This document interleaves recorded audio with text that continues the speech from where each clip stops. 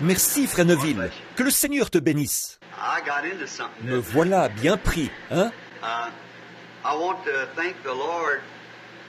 Je veux vraiment remercier le Seigneur de s'être occupé du fils de Frère Capps.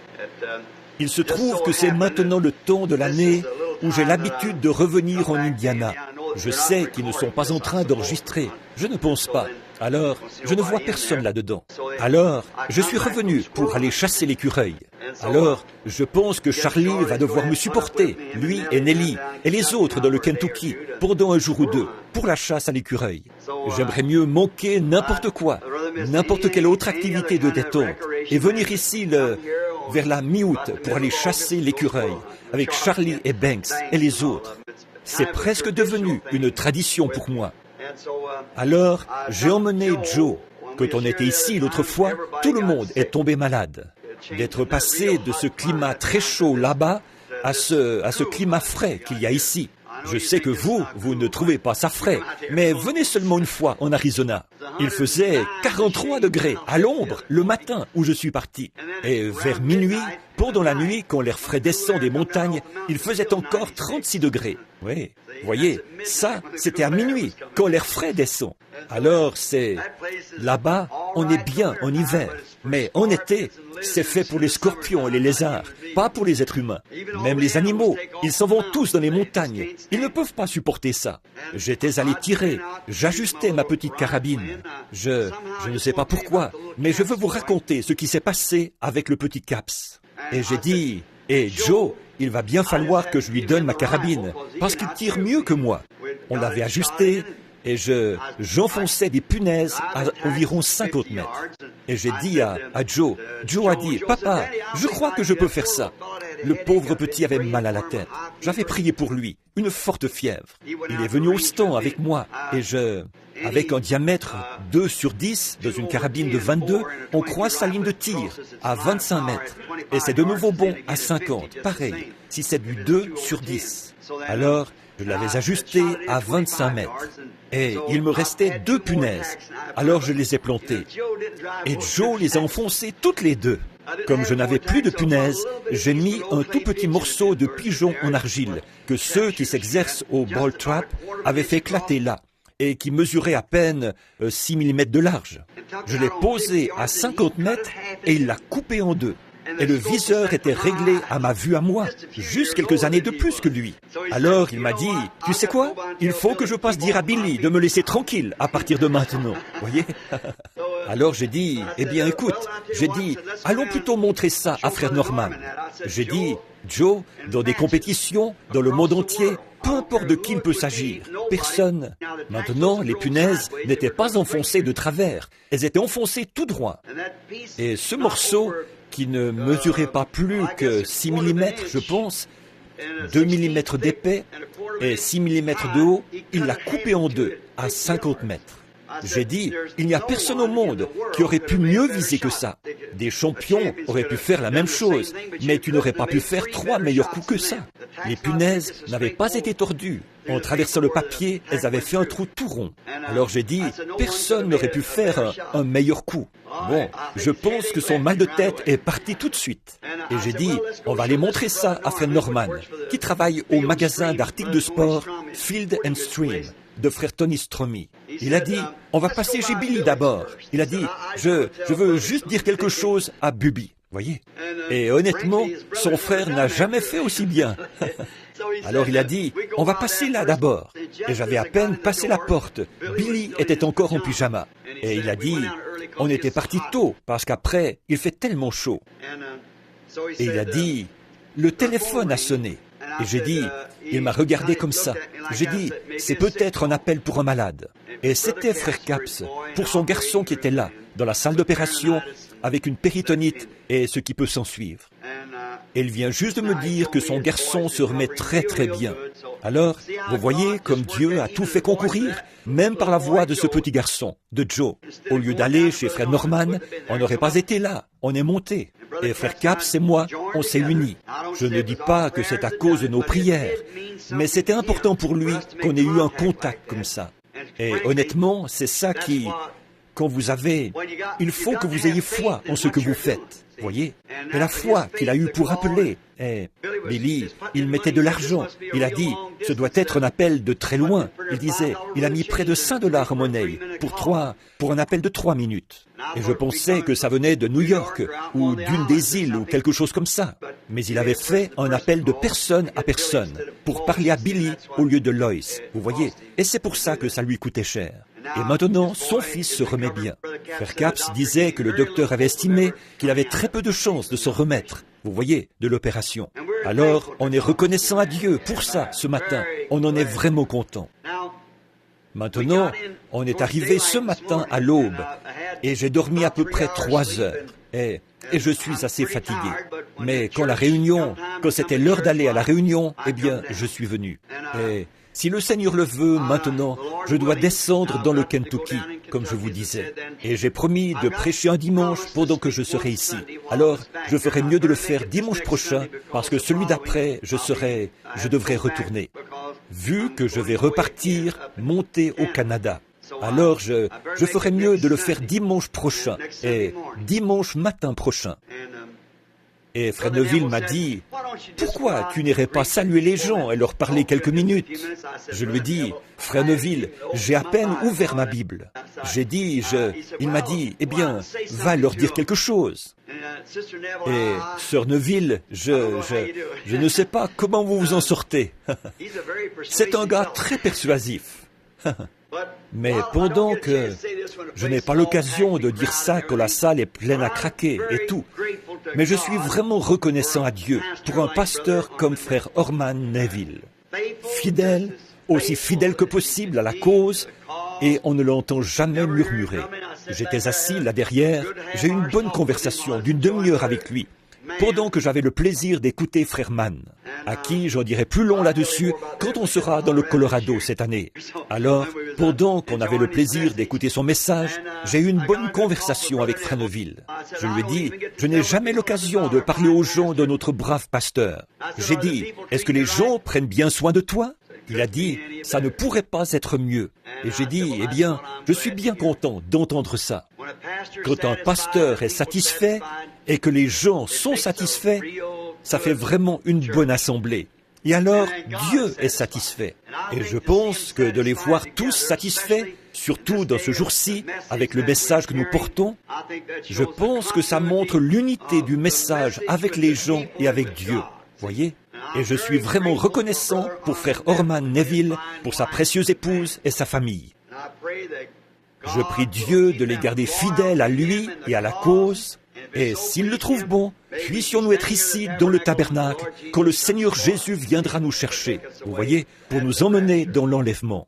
On espère qu'on sera tous les deux tellement vieux, Frère Neville, qu'on aura chacun un bras autour de l'autre, là, appuyé sur notre canne, à essayer encore de tenir bon. Voyez, alors nous serons changés en un instant, en un clin d'œil, et ces vieux vêtements de chair tomberont, nous monterons saisir le prix éternel, et nous crierons en traversant les airs, adieu, adieu, précieux moment de la prière. Alors, on sera parti là-haut. J'ai entendu dire que le Seigneur a guéri Frère Coumer, et je suis vraiment reconnaissant de ça. Tant de choses. Alors, je suis reconnaissant d'être ici ce matin. Et je me suis dit qu'au lieu de... J'arrive toujours ici avec un sujet précis sur lequel parler. Je me suis dit que ce matin, j'allais juste m'avancer comme ça. Et j'ai dit, Frère Neville, je regarderai l'horloge tranquillement et je laisserai probablement les gens sortir à l'heure. Je vais juste vous parler à cœur ouvert, pendant quelques minutes. Juste des choses, juste qu'on ait simplement... Non, ce n'est pas enregistré, ni rien. Alors on va simplement fraterniser, comme il n'y a que des gens de l'Assemblée ici, vous voyez, juste entre nous. Alors, prions. Bien-aimé Jésus, nous te sommes reconnaissants pour le privilège que nous avons de pouvoir nous rassembler ici. Et, en regardant ce tabernacle tard dans la nuit, après minuit, comme je passais devant, je me suis mis à penser comme tu l'as soutenu.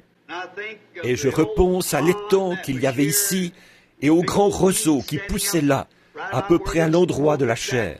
Quand j'étais petit, je venais ici. Monsieur Ingram avait dit qu'on pourrait avoir le terrain pour très peu d'argent, qu'on n'avait qu'à donner un petit acompte. On n'avait pas d'argent, rien à offrir en gage, rien, mais on était prêt à essayer. Et à l'époque, il avait une valeur totale d'un peu plus de $2000, avec un crédit sur 20 ans. Et maintenant, Seigneur, regarde-le aujourd'hui. Quand il en était encore à ses débuts, encore ici dans le creux, et que l'eau s'infiltrait de partout. Tu nous avais fait cette promesse par la parole. Moi, l'Éternel, je l'ai plantée. Je l'arroserai jour et nuit, de peur qu'on ne la ravisse de mes mains. Au même moment, les gens disaient, dans moins de 6 mois, il sera transformé en garage. Mais il y a littéralement des milliers d'âmes qui ont trouvé Christ ici à l'autel. Et dans le tabernacle, le baptistère a constamment... Des gens ont été baptisés au nom du Seigneur Jésus. Ils ont invoqué son nom et ont été lavés de leurs péchés. Des centaines d'infirmes, d'affligés, d'aveugles, de boiteux, de paralytiques, de cancéreux sont passés sur cette estrade. Ils étaient venus mourants, des hommes et des femmes, des garçons et des filles, et ils sont repartis pour vivre une nouvelle vie, avec la chair de leur corps renouvelée, et en marchant de nouveau. Ils ont quitté leurs fauteuils roulants, leurs béquilles et tout. Oh Dieu, ces 30 années de service. Père, je me souviens du matin où nous avons posé la première pierre.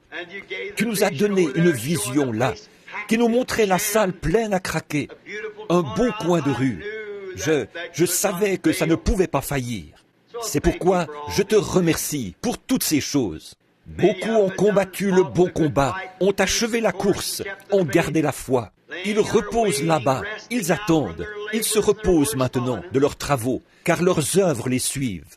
Ils attendent l'heure où la trompette retentira, où ils se relèveront pour une nouvelle vie, dans un nouveau corps.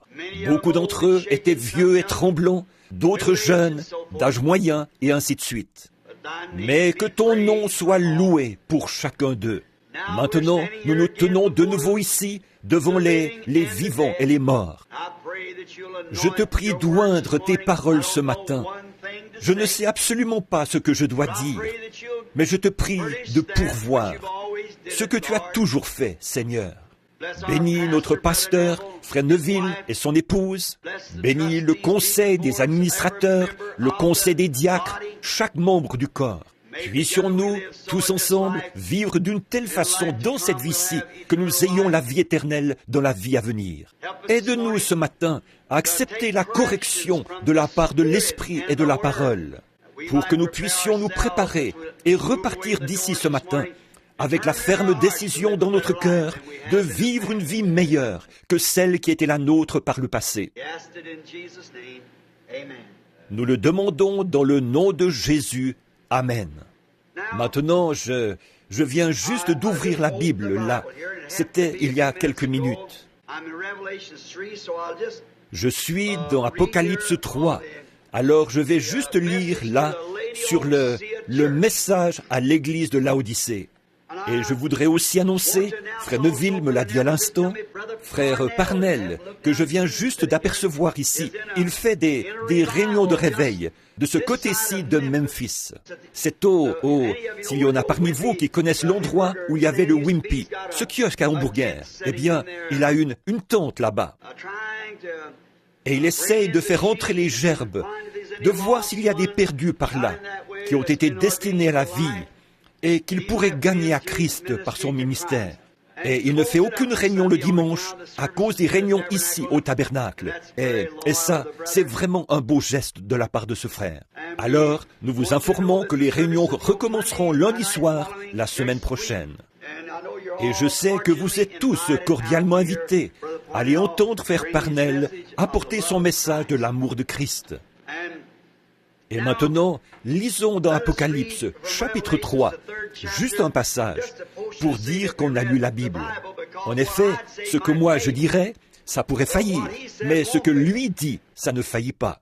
Et je ne sais pas par où commencer, que faire, où aller, mais je vais juste lire l'âge de l'église de Laodicée. Écrit à l'ange de l'église de Laodicée, « Voici ce que dit l'Amen, le témoin fidèle et véritable, et le commencement de la création de Dieu. Je connais tes œuvres. Tu n'es ni froid ni bouillant. Puisses-tu être froid ou bouillant? Ainsi, parce que tu es tiède et que tu n'es ni froid ni bouillant, je te vomirai de ma bouche. Parce que tu dis, je suis riche, je me suis enrichi et je n'ai besoin de rien. Et parce que tu ne sais pas que tu es malheureux, misérable, pauvre, aveugle, nu, je te conseille d'acheter de moi de l'or éprouvé par le feu, afin que tu deviennes riche. Des vêtements blancs, afin que tu sois vêtu, et que ta honte de ta nudité ne paraisse pas. Et un collier pour oindre tes yeux, afin que tu vois. Moi, je reprends et je châtie tous ceux que j'aime. Aie donc du zèle, et repens-toi. Vous savez, quelque part là-dedans, pendant que je lisais, si vous voulez bien m'excuser un instant, j'ai trouvé un endroit qui me plaisait. Et maintenant, je ne me souviens plus exactement où c'était. Voilà. Et tu ne sais pas, malheureux, misérable, pauvre, aveugle, nu.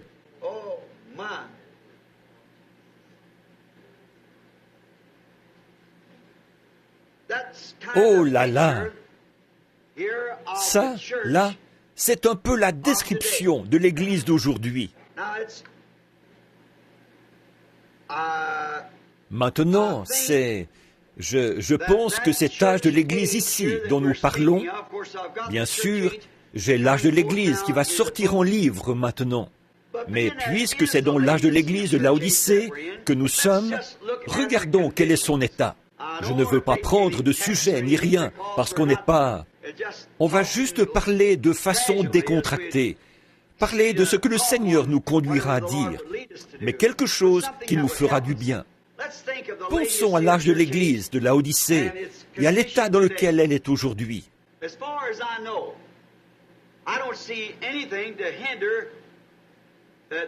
Pour autant que je sache, je ne vois rien maintenant qui empêche la venue du Seigneur Jésus, sinon que son Église n'est pas prête. Je pense qu'une des prophéties, hier, en voiture, quand on venait, on a fait le voyage de Tucson jusqu'ici en 2 jours. 3000 kilomètres, Billy et moi. Alors, et ça, c'était sans dépasser les limites de vitesse. On restait comme il faut. Quand c'est lui qui conduit, je suis assis à côté et j'ai mon poing prêt comme un fusil de chasse armé. Si je le vois dépasser, je lui dis « Attends une minute, mon gars !» Il nous est dit qu'il faut rendre à César ce qui est à César. Et quand on est arrivé ici la nuit passée, il y avait une petite fille étendue en travers de la route. Elle avait à peu près 3 ans. La mère était morte dans le fossé à côté. Un jeune homme ivre qui revenait du ROTC, il avait 18 ans, roulait à 190 km/h sur la voie de gauche. Morte. Et je pense que lui aussi était en train de mourir. Alors, vous vous rendez compte de ce que c'est. Rendez à César ce qui est à César. Des innocents meurent. Une petite fille de 3 ans a perdu la vie à cause d'un soldat ivre. Vous voyez, qui roulait à 190 km/h, d'après les estimations, du mauvais côté de la route. En arrivant sur le haut de la côte, il les a percutés en plein devant. Et ils ont été tués sur le coup. Lui aussi, il était en train de mourir. Alors, vous voyez, même si les victimes innocentes ne faisaient... Ce garçon-là est coupable de meurtre commis de sang-froid. Voyez, à mon avis, si un homme est trouvé ivre au volant, il devrait écoper de 10 ans ferme pour meurtre prématuré, prémédité. N'importe quel homme, parce qu'il... N'importe quel homme. On n'arrivera jamais à rien avec la politique. C'est pourri. L'idée de Dieu d'avoir un roi juste, c'est elle qui est la bonne. Mais avec la politique, c'est complètement dilué. On peut monnayer n'importe quoi, tricher, mentir, voler et tout le reste. Et comme je l'ai dit il y a quelques dimanches, regardez ce que ça donne. Vous voyez, rien d'autre qu'un mélange tordu de n'importe quoi. Mais un roi juste peut faire ses propres lois. On a beau tuer un homme, si on s'y connaît en politique, pas de problème, on s'en sort. Voyez, alors c'est la démocratie, c'est une bonne idée, mais ça ne peut pas marcher. C'est comme le communisme, avoir tout en commun, ça a l'air d'être une bonne idée, mais ça ne peut pas marcher. Non, la manière de Dieu d'avoir un roi comme David, c'était bon. Et ça donne une seule pensée qui domine. C'est comme un seul leader et un troupeau d'oies, et ainsi de suite. Il ne peut pas y en avoir deux ou trois. Quand on met tout ça ensemble, on se retrouve avec n'importe quoi comme idée. Alors nous voyons que dans les conditions actuelles, tout est prêt pour la venue du Seigneur. Mais comme frère Neville, moi et ses autres frères, on essaie de conduire un troupeau. J'ai quelque chose qui me vient à l'esprit maintenant, dont on pourrait parler. C'est que l'autre jour, j'ai reçu une lettre d'une brave dame. Ce n'est pas moi qui l'ai reçue, quelqu'un d'autre me l'a transmise. Et la dame me mettait vraiment en pièces, ou du moins elle essayait. Elle disait, « A-t-on jamais, ne pourriez-vous pas, vous les hommes d'affaires chrétiens, faire quelque chose pour arrêter frère Branham ?» Elle disait, parce que maintenant, il a sorti ce livre appelé L'âge de l'église de Laodicée, et il va en publier d'autres. Et elle disait, il démolit carrément la doctrine pentecôtiste. Elle disait, maintenant il dit que le signe initial n'est pas le parler en langue. Et elle disait, et puis, il est contre les femmes prédicateurs. Et c'était une femme prédicateur. Et ses fils sont parmi les meilleurs amis que j'ai au monde. Vous voyez, ils sont parmi mes meilleurs amis. Et elle disait, maintenant, et cet homme et sa femme, je déjeunais avec eux.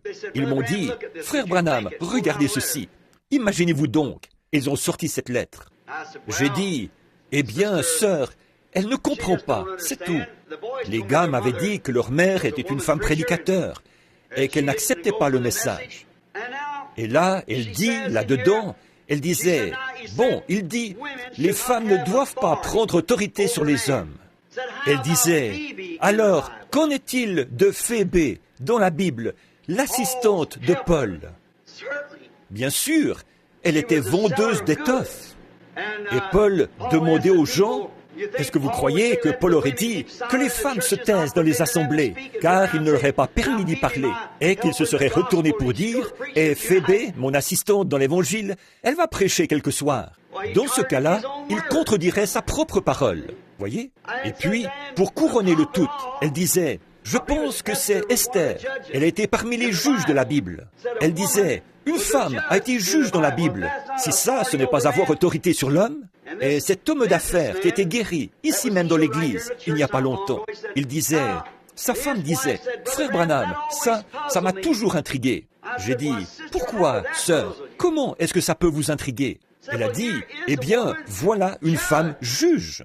J'ai dit, ça, c'est de la politique, ce n'est pas l'Église. Ça n'a rien à voir avec l'Église. Paul a dit qu'elle soit soumise selon ce que dit la loi.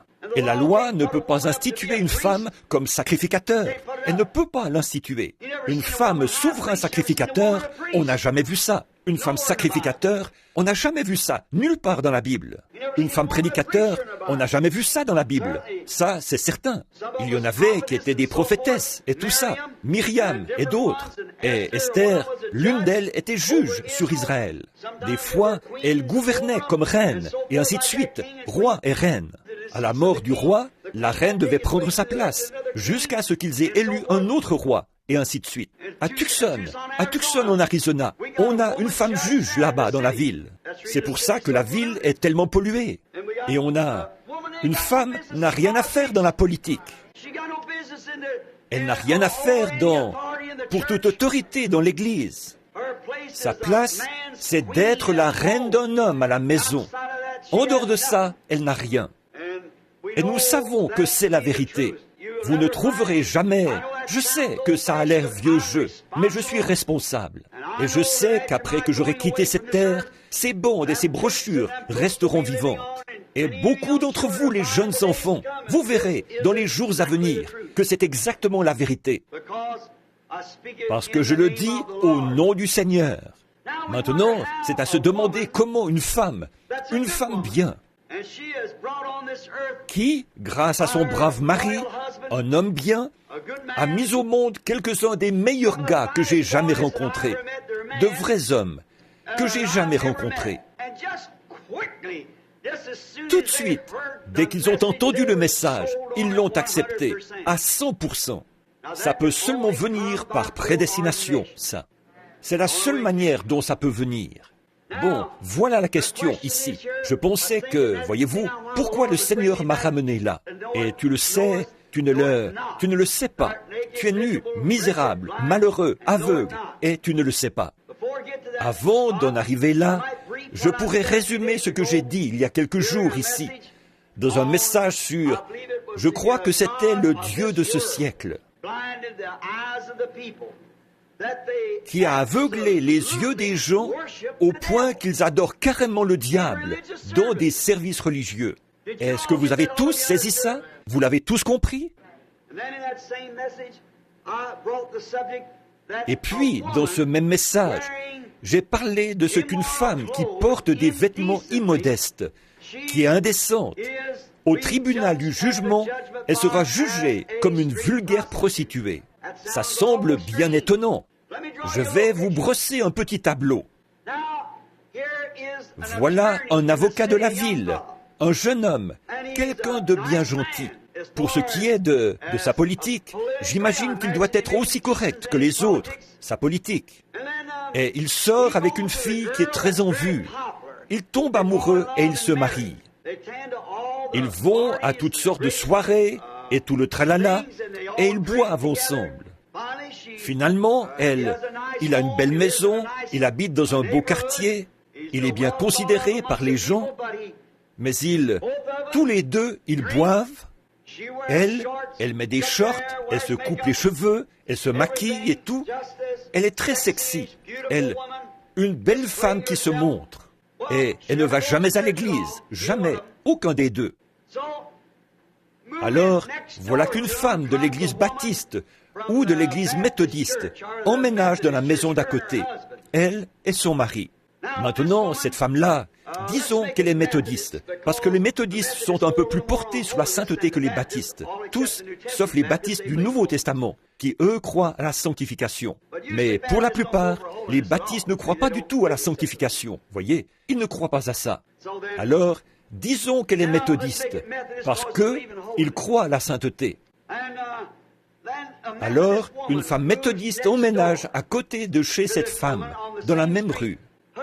Et son mari à elle, disons qu'il est comptable, ou qu'il travaille pour un bureau. Et cette femme méthodiste, elle regarde l'autre femme. Et quand cet avocat quitte la ville, il s'appelle John. Disons qu'il s'appelle John. Maintenant, ne faites pas de suppositions avec ça. Je ne fais qu'inventer des noms, là. Alors, il s'appelle John. Eh bien, avant, elle sortait avec Ralph. Et ça aussi, c'est un nom inventé. C'en est tous, voyez. C'est juste pour vous faire suivre l'histoire, pour vous donner le tableau. Alors, il arrive bien vite que dans une de leurs souleries, Ralph l'embrasse de nouveau. Eh bien, la voilà tout enflammée, parce qu'elle est retombée amoureuse de Ralph, qu'elle pense. Alors, après un moment, Ralph et elle commencent à se voir. Et elle s'arrange pour que John n'y voit que du feu. Madame se croit très habile, parce qu'elle arrive à fricoter avec Ralph, tout en étant mariée avec John. Vous voyez, cette femme n'a même pas la moindre ombre de décence. Et elle trouve ça tout à fait normal. Mais cette femme méthodiste, elle est montée un cran plus haut. Elle, au moins, elle va à l'église. Elle trouve cette femme horrible. Eh bien, elle dit à son mari, quand il rentre, « Je vois cet homme entrer là, elle a rencontré. » Et quand John est parti quelque part travailler sur une cause, à Philadelphie ou quelque part, il l'emmène dans son roadster. Et ils vont s'allonger sur la plage. Je les vois quand ils reviennent. Des fois, ils ne tirent même pas les rideaux. Ils l'embrassent et lui fait l'amour et... Oh, c'est affreux, qu'elle dit à son mari. Oh, elle n'est rien d'autre qu'une vulgaire prostituée. C'est vrai, elle est pire qu'une prostituée, parce que c'est une femme mariée, voyez. Et elle, cette femme méthodiste, elle trouve ça affreux. Elle ne va jamais à l'église. Maintenant, cette femme méthodiste ne ferait jamais une chose pareille. Jamais de la vie. C'est une femme respectable. Autre chose, elle ne toucherait pas une goutte de whisky. Parce que l'Église méthodiste, 90% de leur programme, c'est la prohibition contre le whisky. Alors, ils ont un programme de prohibition. Et les gens de l'Église méthodiste ne vivent pas plus haut que ce que leur Église enseigne. Mais cette femme méthodiste, elle sort le soir avec son mari. Elle porte des shorts le dimanche, après l'école du dimanche. Elle se coupe les cheveux, elle met du rouge à lèvres, et elle fume même un peu. Maintenant, selon la parole de Dieu, ce sont toutes les deux des prostituées. Mais celle-ci, elle est nue, misérable, malheureuse, aveugle, et elle ne le sait pas. Elles sont tout aussi coupables l'une que l'autre. Car un homme qui regarde une femme pour la convoiter a déjà commis adultère avec elle dans son cœur. Et si cette femme, maintenant, elle disait « Minute, là, Monsieur Branham, je vous ferai savoir que je ne suis pas une prostituée. Ma sœur, peut-être que si on mettait une Bible devant vous, vous poseriez la main dessus, dans la présence de Dieu, et vous prêteriez serment que vous avez été aussi fidèle à votre mari que vous pouvez l'être. Votre corps appartient à votre mari, mais votre âme appartient à Dieu. Il y a un mauvais esprit qui vous a ointe. Sans ça, sinon, je peux vous prouver que vous êtes complètement folle. Qu'est-ce qui serait arrivé à votre grand-mère si elle s'était promenée en short dans la rue? On l'aurait fait enfermer dans un asile de fous. Elle était sortie sans mettre sa robe. Elle n'a pas toute sa tête. Si c'était comme ça à l'époque, c'est pareil maintenant. Alors, le monde entier est frappé de folie. C'est la folie générale. Et ça s'est infiltré si graduellement que les gens ne s'en rendent même pas compte. Maintenant, est-ce que c'est une prostituée? Pas vis-à-vis de son mari, du vœu qu'elle a fait pour son corps. Mais devant Dieu, elle a un mauvais esprit sur elle, un esprit de prostitution qui la pousse à s'habiller comme ça. Et elle est dans l'âge de l'église de Laodicée. Et elle ne sait pas qu'elle fait ça. Cette femme innocente ne sait pas que Dieu va la juger comme une prostituée. Voilà. Et essayez donc de le lui faire comprendre. Il n'y a pas moyen de lui dire. Il n'y a aucun moyen de le lui faire comprendre. La Bible dit, ils sont nus et ils ne le savent pas. Si vous lui disiez en face qu'elle est une prostituée, elle vous ferait arrêter. Elle le ferait. Je ne parle jamais de qui que ce soit en particulier. Je parle du péché. Je ne dis pas, cette église-là, monsieur un tel là, le pasteur un tel là, c'est un... Non, je dis là que la doctrine qu'il y a là, voyez, le tout. Je ne nomme pas les individus. Ce n'est pas les individus. C'est le système dans lequel ils sont. C'est le système du monde. Frère George Wright, qui est assis ici, il a 75 ou 78 ans, je pense. Qu'est-ce que vous pensez qu'il serait arrivé si vous étiez allé voir Sir Wright un jour et qu'elle s'était tenue là en short? Oh, vous n'auriez jamais, vous auriez fait enfermer la pauvre femme. Vous ne l'auriez jamais épousée. Eh bien, si n'importe quel jeune homme avait fait ça à l'époque, qu'il se serait passé la même chose. Eh bien, si c'était péché et si c'était mal à l'époque, c'est la même chose. Mais les gens ont sombré dans la folie. Je vais vous prophétiser quelque chose juste avant que ça arrive. Le monde entier est en train de sombrer dans la démence. Et ça va aller en empirant toujours. Si bien qu'à la fin, ce sera une vraie bande de fous. Et c'est presque comme ça maintenant. Est-ce que vous pouvez vous imaginer un homme qui roule tout feu éteint et du mauvais côté de la route? Un Ricky, un jeune homme qui vient à peine, semble-t-il, de sortir du secondaire et qui tue tout un groupe de gens? Et est-ce que ça les arrête? Un autre vient derrière lui et il fait la même chose. Est-ce que vous pouvez imaginer qu'un jeune homme qui se respecte un tant soit peu irait sortir et se conduire comme eux, ils le font? Est-ce que vous pouvez imaginer une jeune femme dans sa fleur, belle, un beau physique, de belles formes, un beau profil, un beau visage, une beauté?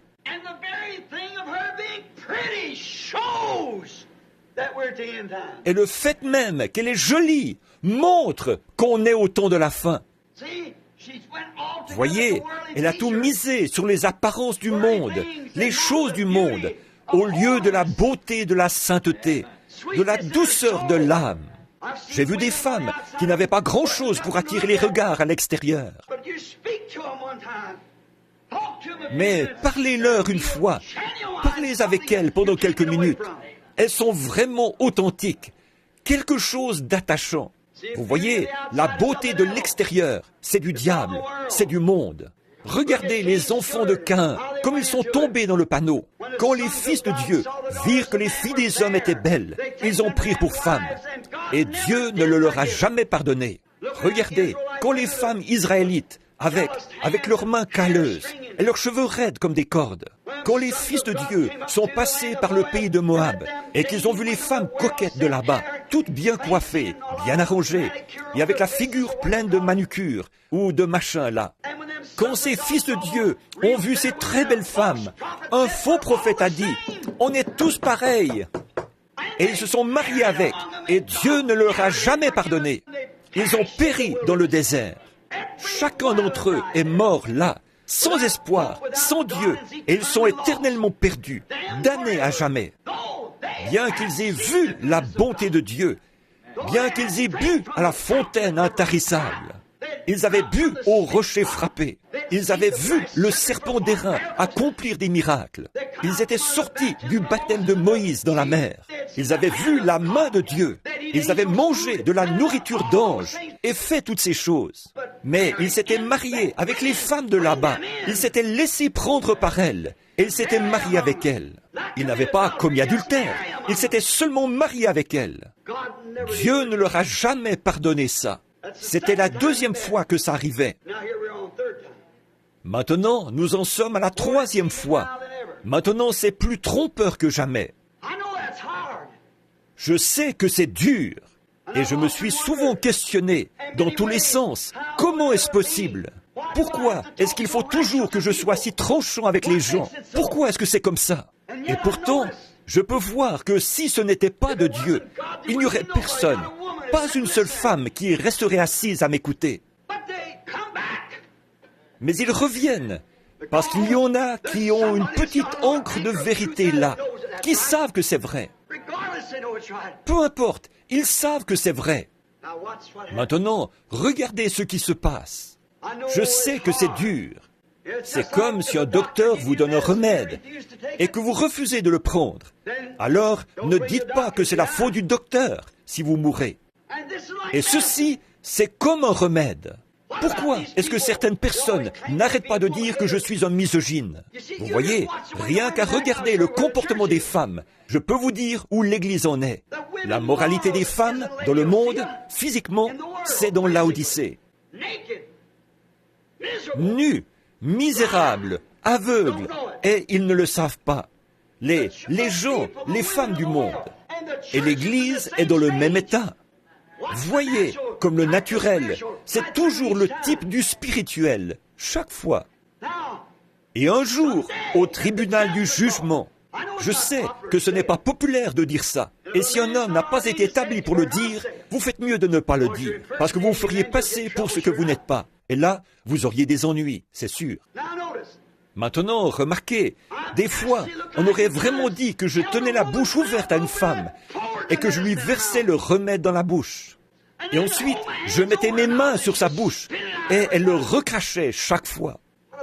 Qu'en serait-il si un docteur faisait ça à un patient et puis que le patient meurt pour avoir refusé d'avaler le remède? Au tribunal du jugement, quand toutes ces choses, comme de se couper les cheveux, de porter des shorts et...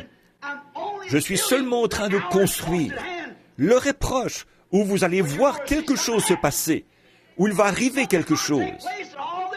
Et toute cette toile de fond, ça n'a fait que poser le fondement d'un message court et rapide qui ébranlera toutes les nations. Pourquoi j'ai toujours rouspété après les femmes? C'est qu'il se préparait quelque chose qui allait mettre carrément le doigt dessus. J'ai eu beau essayer de leur dire ce qui est juste, et je tenais la main comme ça, comme sur leur bouche, et elles le recrachaient. Qui peut accuser le docteur, alors? Qu'est-ce que vous allez dire au jour du jugement, quand les voix même qui se sont élevées contre ça vont repasser l'enregistrement en plein devant les gens? Comment est-ce qu'ils vont pouvoir y échapper, alors? Elles vous le recrachent entre les doigts. vous en versez encore, et finalement, elles secouent la tête, elles repartent, elles ne veulent pas. Et malgré tout, vous revenez à la charge, et vous en versez encore. Alors, à qui la faute? Pas au docteur, ni au remède, mais à l'attitude de la personne. C'est exactement ça. Ce sera un jour terrible, un de ces jours, quand cette génération pécheresse et adultère se tiendra devant le Dieu Tout-Puissant. Je vois mes années qui s'accumulent, mes épaules qui s'affaissent. Et je sais, 30 ans ici, sur cette estrade. Oui, 33 ans ici, sur le terrain. C'est une longue vie, ça. Ça fait 33 ans de service. Mon seul regret, c'est de ne pas en avoir eu 133. En effet, ceci sera la dernière occasion que j'aurai jamais, pendant que je suis ici, mortel, de prêcher l'Évangile. Que Dieu m'aide à rester aussi fidèle que possible à cette parole et à dire exactement ce qu'il dit. Qu'est-ce qui fait que cette méthodiste, comment pourriez-vous jamais arriver à le lui faire comprendre? Elle est là, dans l'âge de l'église de Laodicée. Maintenant, prenons la femme pentecôtiste. Elle ne devrait pas porter de short, de maquillage, ni se couper les cheveux. Mais elle se permet de regarder la femme méthodiste de haut en disant « Regarde cette femme qui fait telle et telle chose ». Disons que la femme, elle ne porte pas de short, mais elle dit « Et elle-même, elle a les cheveux coupés ». Voyez? Plus vous vous élevez en Dieu, plus ça a l'air rempli de péché, tout ça. Et des fois, en prière, vous pouvez vous imaginer, quand le Saint-Esprit vous élève dans une sphère, alors ça a l'air d'un chaos total. Alors, quand on redescend de là, on dirait que pour les gens, on est un trouble fait, qu'on est une espèce de vieux grincheux. On est pris pour un fou, parce qu'on est là comme un vieux timbré, toujours en train de réprimander les gens. Mais s'il vous arrivait une fois de monter dans ces sphères où vous êtes dans la présence de Dieu, pas par l'émotion, mais en étant vraiment élevé par le Saint-Esprit, c'est tout écrit Ichabod. La gloire du Seigneur s'est retirée de tout l'attirail des dénominations. C'est vrai. Il n'y en a pas une qui soit dans le vrai. Maintenant, je vais vous dessiner un petit cercle. Si j'avais un tableau, mais je veux que vous regardiez bien, là. Je vais faire un rond comme ça, et je vais faire un autre rond à l'intérieur de ce rond-là. Ça fait 2. Et puis, je vais faire encore un rond à l'intérieur de ce rond-là. Ça fait 3 ronds, 3 cercles. Ça, c'est vous.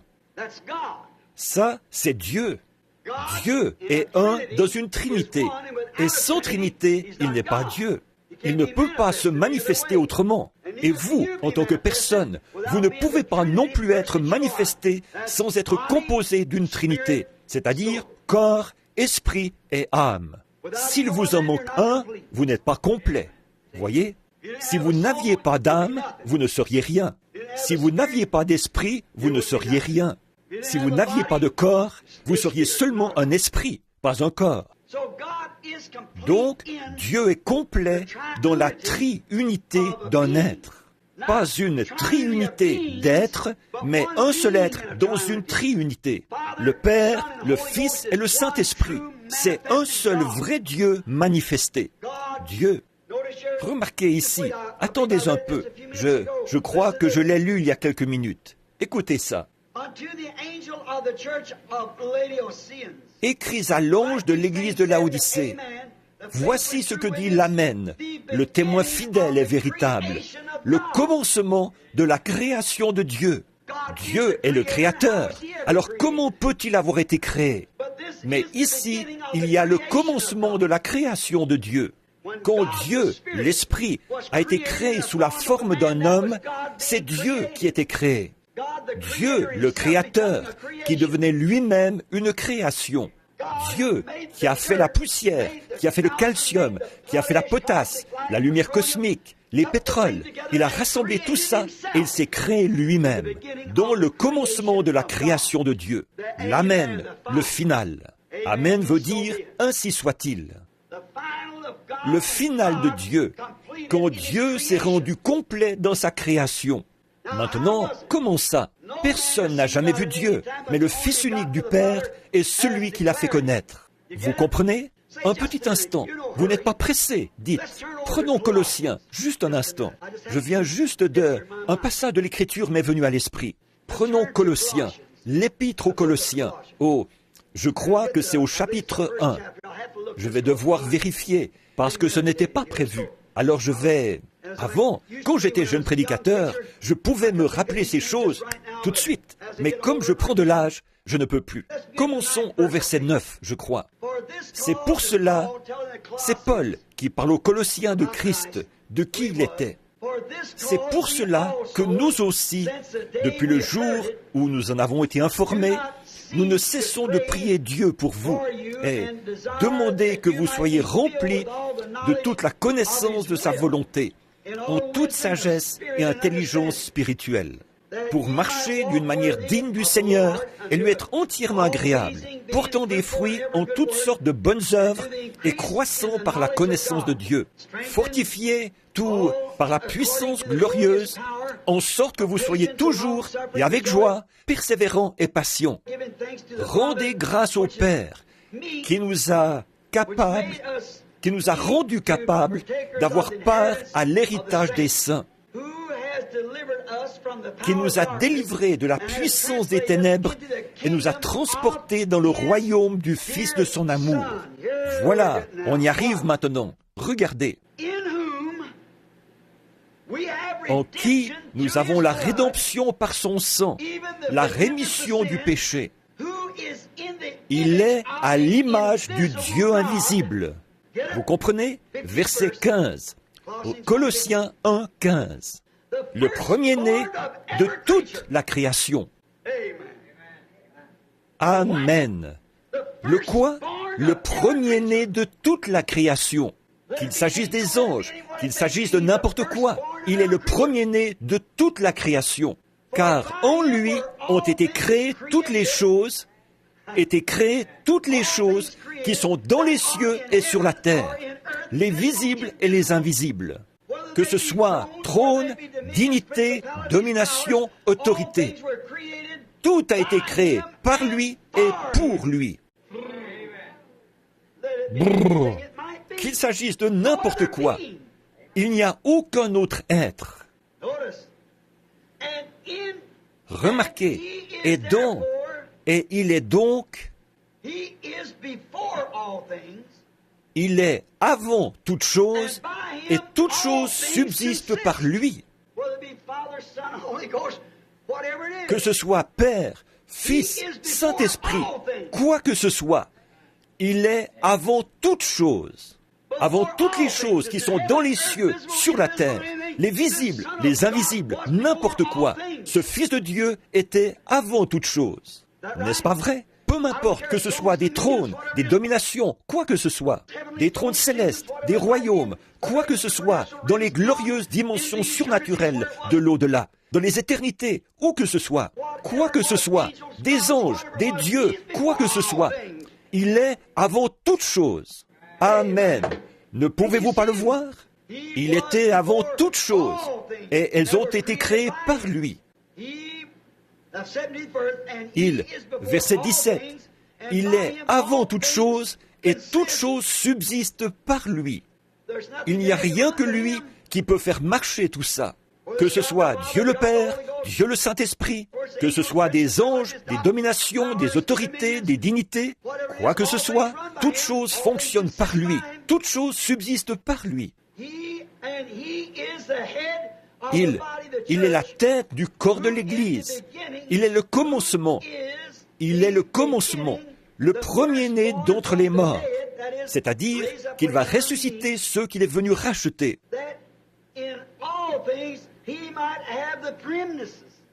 Afin d'être en tout le premier. Afin d'être le premier. Vous savez ce que ça veut dire? Ça veut dire au-dessus de tout. Il est au-dessus de toutes les choses qui ont jamais été créées. Chaque ange, chaque être, chaque chose qui existe. Il est au-dessus de toutes choses. De quelle créature s'agit-il? Qui cela peut-il être? Au-dessus de toutes choses. En faisant la paix. Voyons un peu, un instant. Près ami, Car Dieu a voulu que toute la plénitude habitât en lui. Toute la plénitude de toutes choses, toute la plénitude de Dieu, toute la plénitude des anges, toute la plénitude du temps, toute la plénitude de l'éternité, tout habitait en lui. C'est lui, ça. Il a voulu par lui réconcilier tout avec lui-même, tant ce qui est sur la terre que ce qui est dans les cieux, en faisant la paix par lui, par le sang de sa croix. Voilà cet être glorieux dont nous parlons, le commencement de la création de Dieu.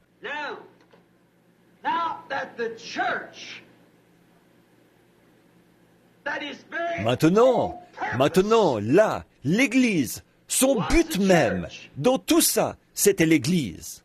Et comment est-ce qu'on entre dans cette Église?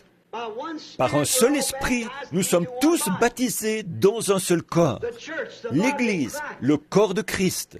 Ça ne peut pas faillir. Maintenant, voici comment ça se passe. Regardez bien ça. Juste un petit schéma ici. Maintenant, cet homme extérieur, là, c'est la chair. C'est ce qu'on regarde, ce qu'on voit. Et ce corps, il a 5 entrées. N'importe quel enfant qui sort du primaire comme moi, c'est qu'il y a 5 sens qui contrôlent le corps. La vue, le goût, le toucher, l'odorat et l'ouïe. Sans eux, on ne peut pas toucher le corps. C'est la seule manière d'avoir accès au corps. La vue, le goût, le toucher, l'odorat, l'ouïe. On voit, on goûte, on touche. Maintenant, ça, c'est le mauvais à l'extérieur. Et à l'intérieur de ça, il y a un esprit. C'est ce que vous devenez quand vous naissez sur terre et que le souffle de vie est soufflé en lui. Cet esprit a une nature mondaine parce qu'il n'a pas été donné de Dieu, mais il a été donné, permis par Dieu. Vous comprenez, là? Car chaque enfant qui naît dans ce monde est né dans le péché, conçu dans l'iniquité, venu au monde en disant des mensonges. N'est-ce pas vrai? Alors, cette personne-là, à l'intérieur, c'est un pécheur dès le départ. Maintenant, or, il a 5 entrées. Et ces 5 entrées, je ne sais pas si je pourrais toutes les énumérer maintenant. D'abord, je sais qu'il y a la pensée, la conscience et l'amour, le choix. Non, la conscience, l'amour, le raisonnement. Il y a 5 entrées à l'esprit. Vous ne pouvez pas penser avec votre corps. Vous devez penser avec votre esprit. Vous ne pouvez pas avoir une conscience dans votre corps. Il n'a aucune faculté mentale. Votre corps n'en a pas. Alors, vous devez penser avec votre esprit. Vous devez raisonner. Vous ne pouvez pas raisonner avec votre être physique, parce que le raisonnement ne peut pas voir, goûter, toucher, sentir ou entendre. Le raisonnement, c'est quelque chose que vous pouvez faire dans votre esprit. Si vous êtes endormi, ou si vous êtes parti, et que votre corps est là, mort, votre esprit, lui, il peut encore raisonner. Il y a 5 sens qui contrôlent cet homme intérieur. Et maintenant, ce dernier homme, qui est l'âme,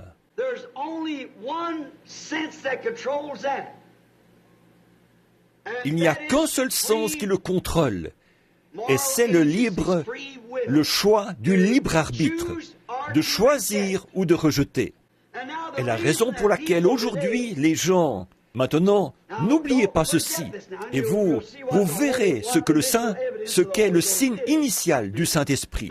Voyez, les gens peuvent vivre dans cet esprit. Ils dansent par l'esprit, ils crient par l'esprit, ils vont à l'église par l'esprit.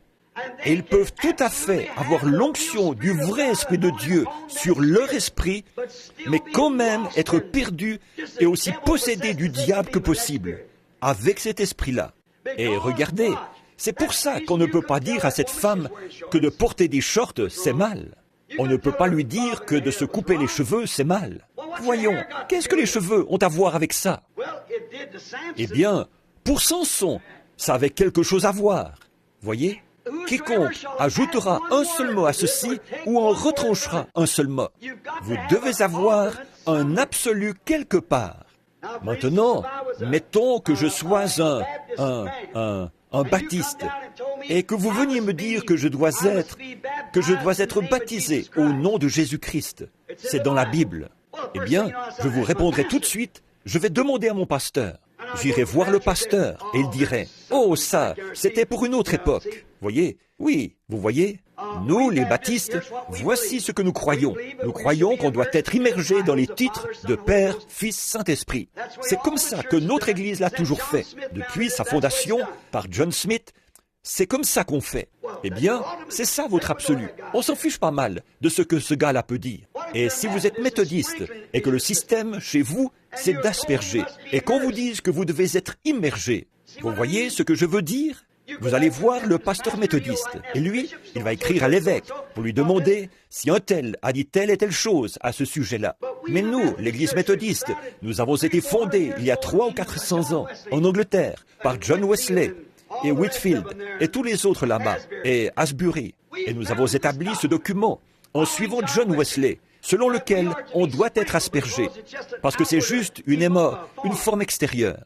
Alors nous pensons que l'aspersion a tout autant de valeur que l'autre manière. Si vous êtes un vrai, si c'est l'Église méthodiste qui est votre absolu, vous allez vous en tenir à ça. Un point, c'est tout. Si vous êtes catholique, et que je vous dise que ce n'est pas dans la Bible de ne pas manger de viande le vendredi, et toutes ces choses comme ça, et que la Sainte Eucharistie, ce n'est pas une hostie, parce que c'est un esprit, et ainsi de suite. Alors, vous allez voir le curé, et le curé dit, voilà, c'est écrit ici même dans notre document. Si l'Église est votre absolu, alors vous vous fichez royalement de ce que n'importe qui peut dire. C'est votre absolu. Oh Dieu, fais que ceci entre bien. Pour moi, c'est tout faux. C'est la parole de Dieu qui est l'absolu. Tout ce que cette parole dit, c'est ça qui est vrai. Maintenant, là-haut, dans ces sphères, la seule façon pour vous d'être dans cet homme intérieur, là, il faut que vous soyez prédestinés. À cause de ce que vous étiez avec Dieu, vous êtes une partie de Dieu. J'étais dans mon Père. J'étais aussi dans mon grand-père et dans le grand-père de mon grand-père. En semence, j'étais là. Et j'étais en Christ. Vous étiez en Christ avant la fondation du monde. Il est venu racheter les siens qui étaient en lui. Alléluia. Ses enfants qui étaient en lui. Il n'est pas venu pour sauver les enfants du diable. Eux ne connaîtront jamais ça. Et ils sont si habiles dans leur connaissance intellectuelle que vous ne pourriez jamais rivaliser avec eux. Vous ne pouvez pas avoir le dernier mot avec eux. Mais c'est par la foi que vous le voyez. Maintenant, la science n'a pas besoin de foi. La science prouve ce qu'elle avance. Elle n'a pas besoin de foi. Le prêtre catholique vous dira, « Regardez depuis combien de temps l'Église catholique tient bon. Regardez depuis combien de temps elle résiste aux persécutions des païens. » L'Église méthodiste dira, « Mais regardez depuis combien de temps j'ai vu une Église. Parlez-moi d'une annonce hypocrite. Hier, sur la route, en venant, que je l'ai vue. C'était écrit, « Église de Christ, fondée en 33 après Jésus-Christ. » Elle n'a même pas encore 100 ans, vous voyez, cette dénomination. Oh là là, la doctrine des apôtres. Ils n'en ont presque rien. Ce sont les Sadducéens d'aujourd'hui. Pas d'esprit, pas de... Et on ne peut pas leur dire, on ne peut pas leur parler, on ne peut pas discuter avec eux. C'est que nous, on va plus loin que le raisonnement. Ne t'appuie pas sur ta propre intelligence. La foi ne raisonne pas du tout.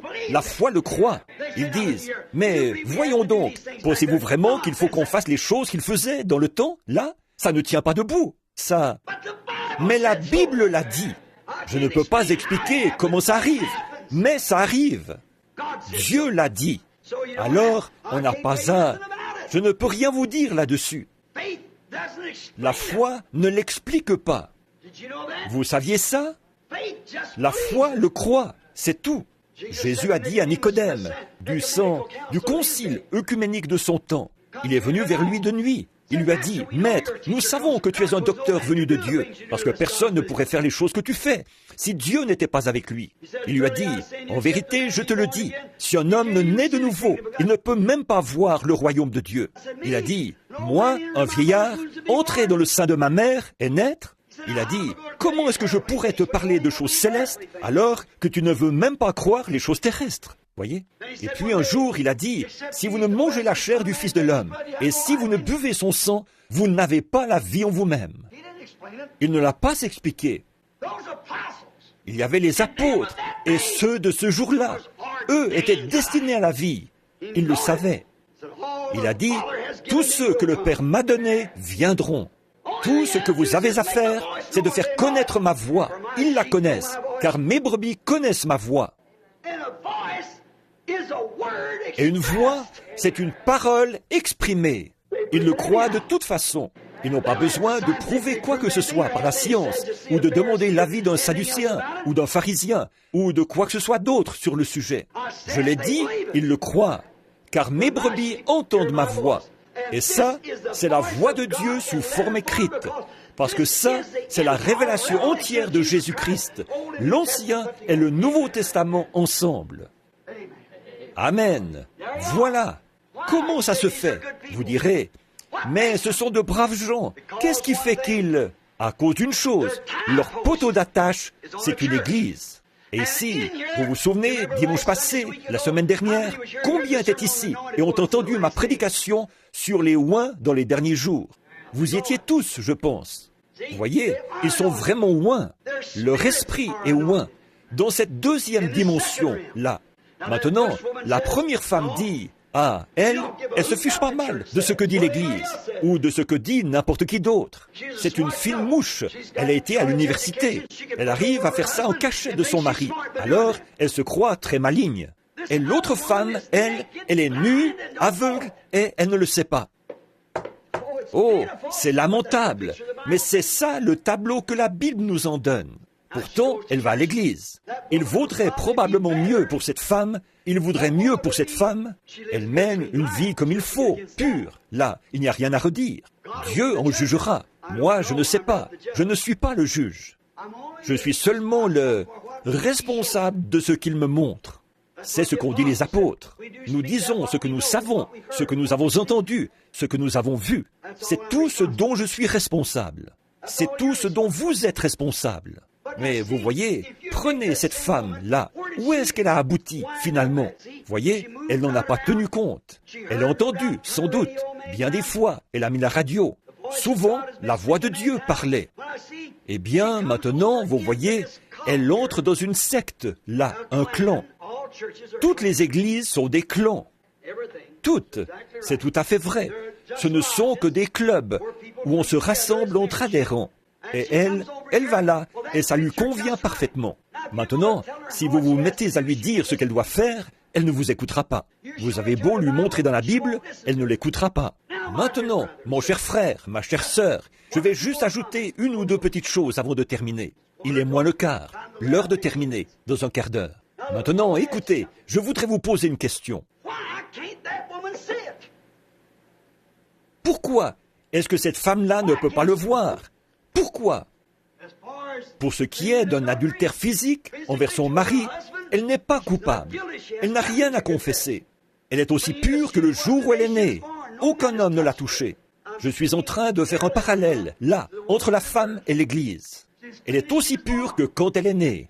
Eh bien, l'Église est exactement dans cet état-là, comme quand elle est née. Seulement, elle est née dans le péché, conçue dans l'iniquité, venue... Vous voyez ce que je veux dire? Maintenant, dites-lui qu'elle a tort de se couper les cheveux, que c'est la Bible qui le dit, qu'elle a tort de porter ses shorts, que c'est la Bible qui le dit.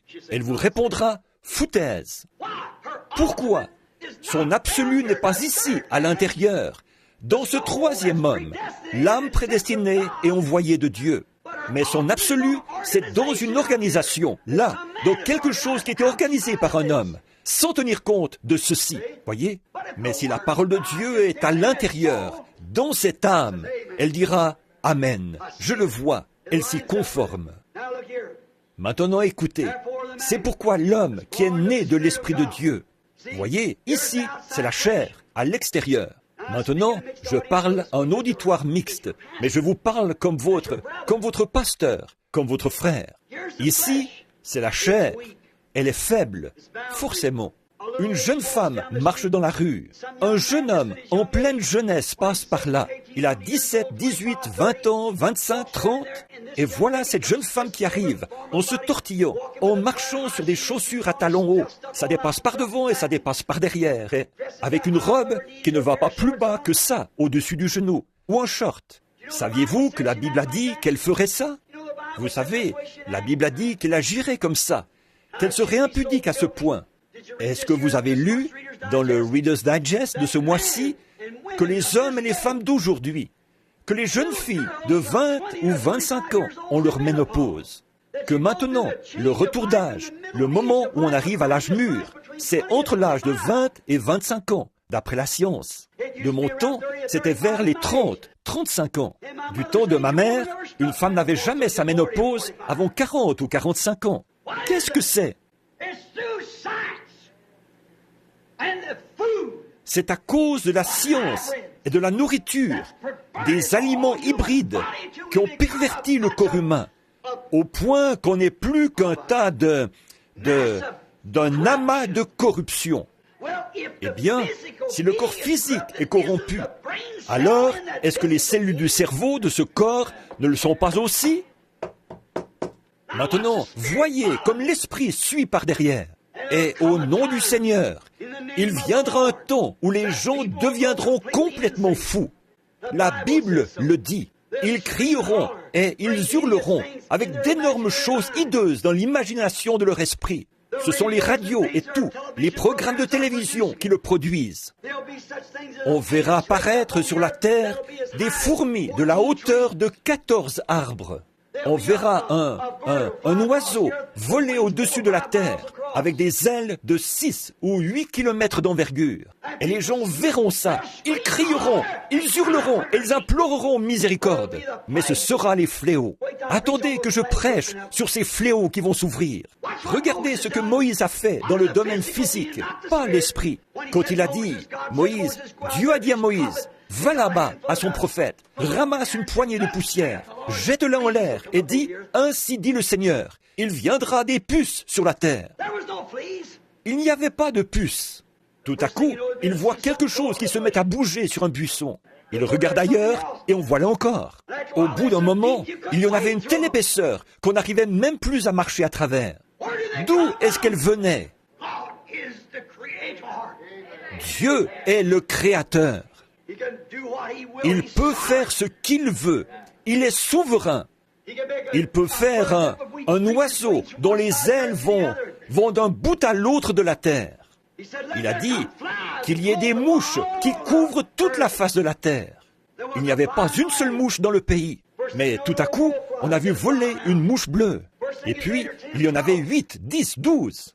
Et rapidement, on ne pouvait même plus marcher à travers. Dieu, le Créateur, tient sa parole. Et il a étendu son bâton sur l'ordre de Dieu. Et il a dit qu'il apparaisse des grenouilles et qu'elles recouvrent la terre. Et il est arrivé tellement de grenouilles qu'on en faisait des tas. Ça puait partout. Il y avait des montagnes de grenouilles de 10 à 15 mètres de haut. Il y en avait dans le placard de Pharaon. Il y en avait dans le... On soulevait le drap. On trouvait 500 grenouilles sous le drap, sous le lit, dans la bouffe. Partout où ils allaient, il y avait des grenouilles et encore des grenouilles. D'où est-ce qu'elles venaient? Dieu, le Créateur, est souverain. Ce qu'il dit, il le fait. Et il a dit qu'on verrait des choses horribles sur la terre. Des sauterelles avec des cheveux comme les femmes. Des cheveux longs pour tourmenter les femmes qui ont coupé leurs cheveux. Des dents comme des dents de lion. Et un dard dans la queue comme les scorpions. Elles tourmenteront les hommes pendant des mois. Attendez seulement qu'on arrive à l'ouverture de ces fléaux, et de ces sceaux, et de ces 7 tonnerres. Regardez ce qui arrivera. Oh, frère, vous faites mieux d'aller en Goshen, pendant qu'il est encore temps d'aller en Goshen. Ne faites pas attention à l'extérieur, ici. Voyez un peu, voilà une jeune femme qui marche dans la rue en se tortillant. Voilà un jeune homme qui s'amène, et ça attire son regard sur elle. c'est un membre d'église, il est pentecôtiste, il est ce qu'il est, quoi. Mais on voit bien vite qu'il n'a pas de poteau d'attache, ici, à l'intérieur. Elle lui dira, « Salut !» Il a les cheveux bouclés, un beau jeune homme, aux épaules bien droites. Peut-être qu'il a essayé de mener une vie droite. Elle s'avance vers lui, ça peut même être un prédicateur. Et bien vite, qu'est-ce que c'est? Ça, ici, le désir charnel. Et pourtant l'esprit, là, à l'intérieur, il est loin, et lui dit, « Ne le fais pas, ne le fais pas. » Mais qu'est-ce qui va se passer? Il n'en tiendra pas compte. Il va se laisser prendre au piège. Et voilà. Bien vite, il sera là, en train de chercher à sortir avec elle. Il est coupable d'avoir commis adultère, qu'il la touche ou non. Mais un vrai fils de Dieu, né de nouveau. Amen. Vous ne pouvez pas y arriver tout seul. C'est absolument impossible pour un homme en pleine santé de passer devant une fille comme celle-là sans qu'il se passe quelque chose. Mais quand il y a quelque chose à l'intérieur, ce petit quelque chose ici qui est né de nouveau, cet homme peut avoir crié, parlé en langue, sauté, dansé et tout le reste, loin de l'esprit. Il peut avoir accompli tous les signes et les miracles que Dieu a promis là-dedans, par son esprit. Jésus a dit, plusieurs viendront à moi ce jour-là en disant, « Seigneur, n'ai-je pas prophétisé en ton nom? N'ai-je pas chassé des démons en ton nom? N'ai-je pas ?» Il a dit, « Retirez-vous de moi, vous qui commettez l'iniquité. » L'iniquité, c'est quoi? C'est quand vous savez ce qu'il faut faire et que vous ne le faites pas. Retirez-vous de moi, vous qui commettez l'iniquité. Je ne vous ai même pas connu. Mais à l'intérieur de cet homme, si cette petite attache est là, cette semence de Dieu qui a été prédestinée avant la fondation du monde, peu importe ce qui peut arriver, elle le retient. Elle ne bougera pas de là. C'est pour ça que cette femme-là, elle met des shorts. Elle est considérée comme une prostituée, exactement comme celle qui commet l'acte. Voyez, elle ne sait pas que cet esprit, par quoi est-ce qu'elle sait? Par son absolu. Qu'est-ce qu'un absolu? C'est le dernier mot. L'absolu, c'est l'amen. C'est la fin de toute contestation, votre absolu. Et si votre église, une église pentecôtiste, vous dit que les cheveux longs et tout ça, c'est du fanatisme, c'est une vraie roue de secours, ce chignon, et ainsi de suite, ce genre de choses, l'homme qui vous dit ça est possédé du diable. Car la parole de Dieu dit, il est honteux pour une femme de se couper les cheveux. Elle déshonorerait son chef. Si elle déshonore son mari, et son mari, c'est l'Église, et l'Église, c'est Christ.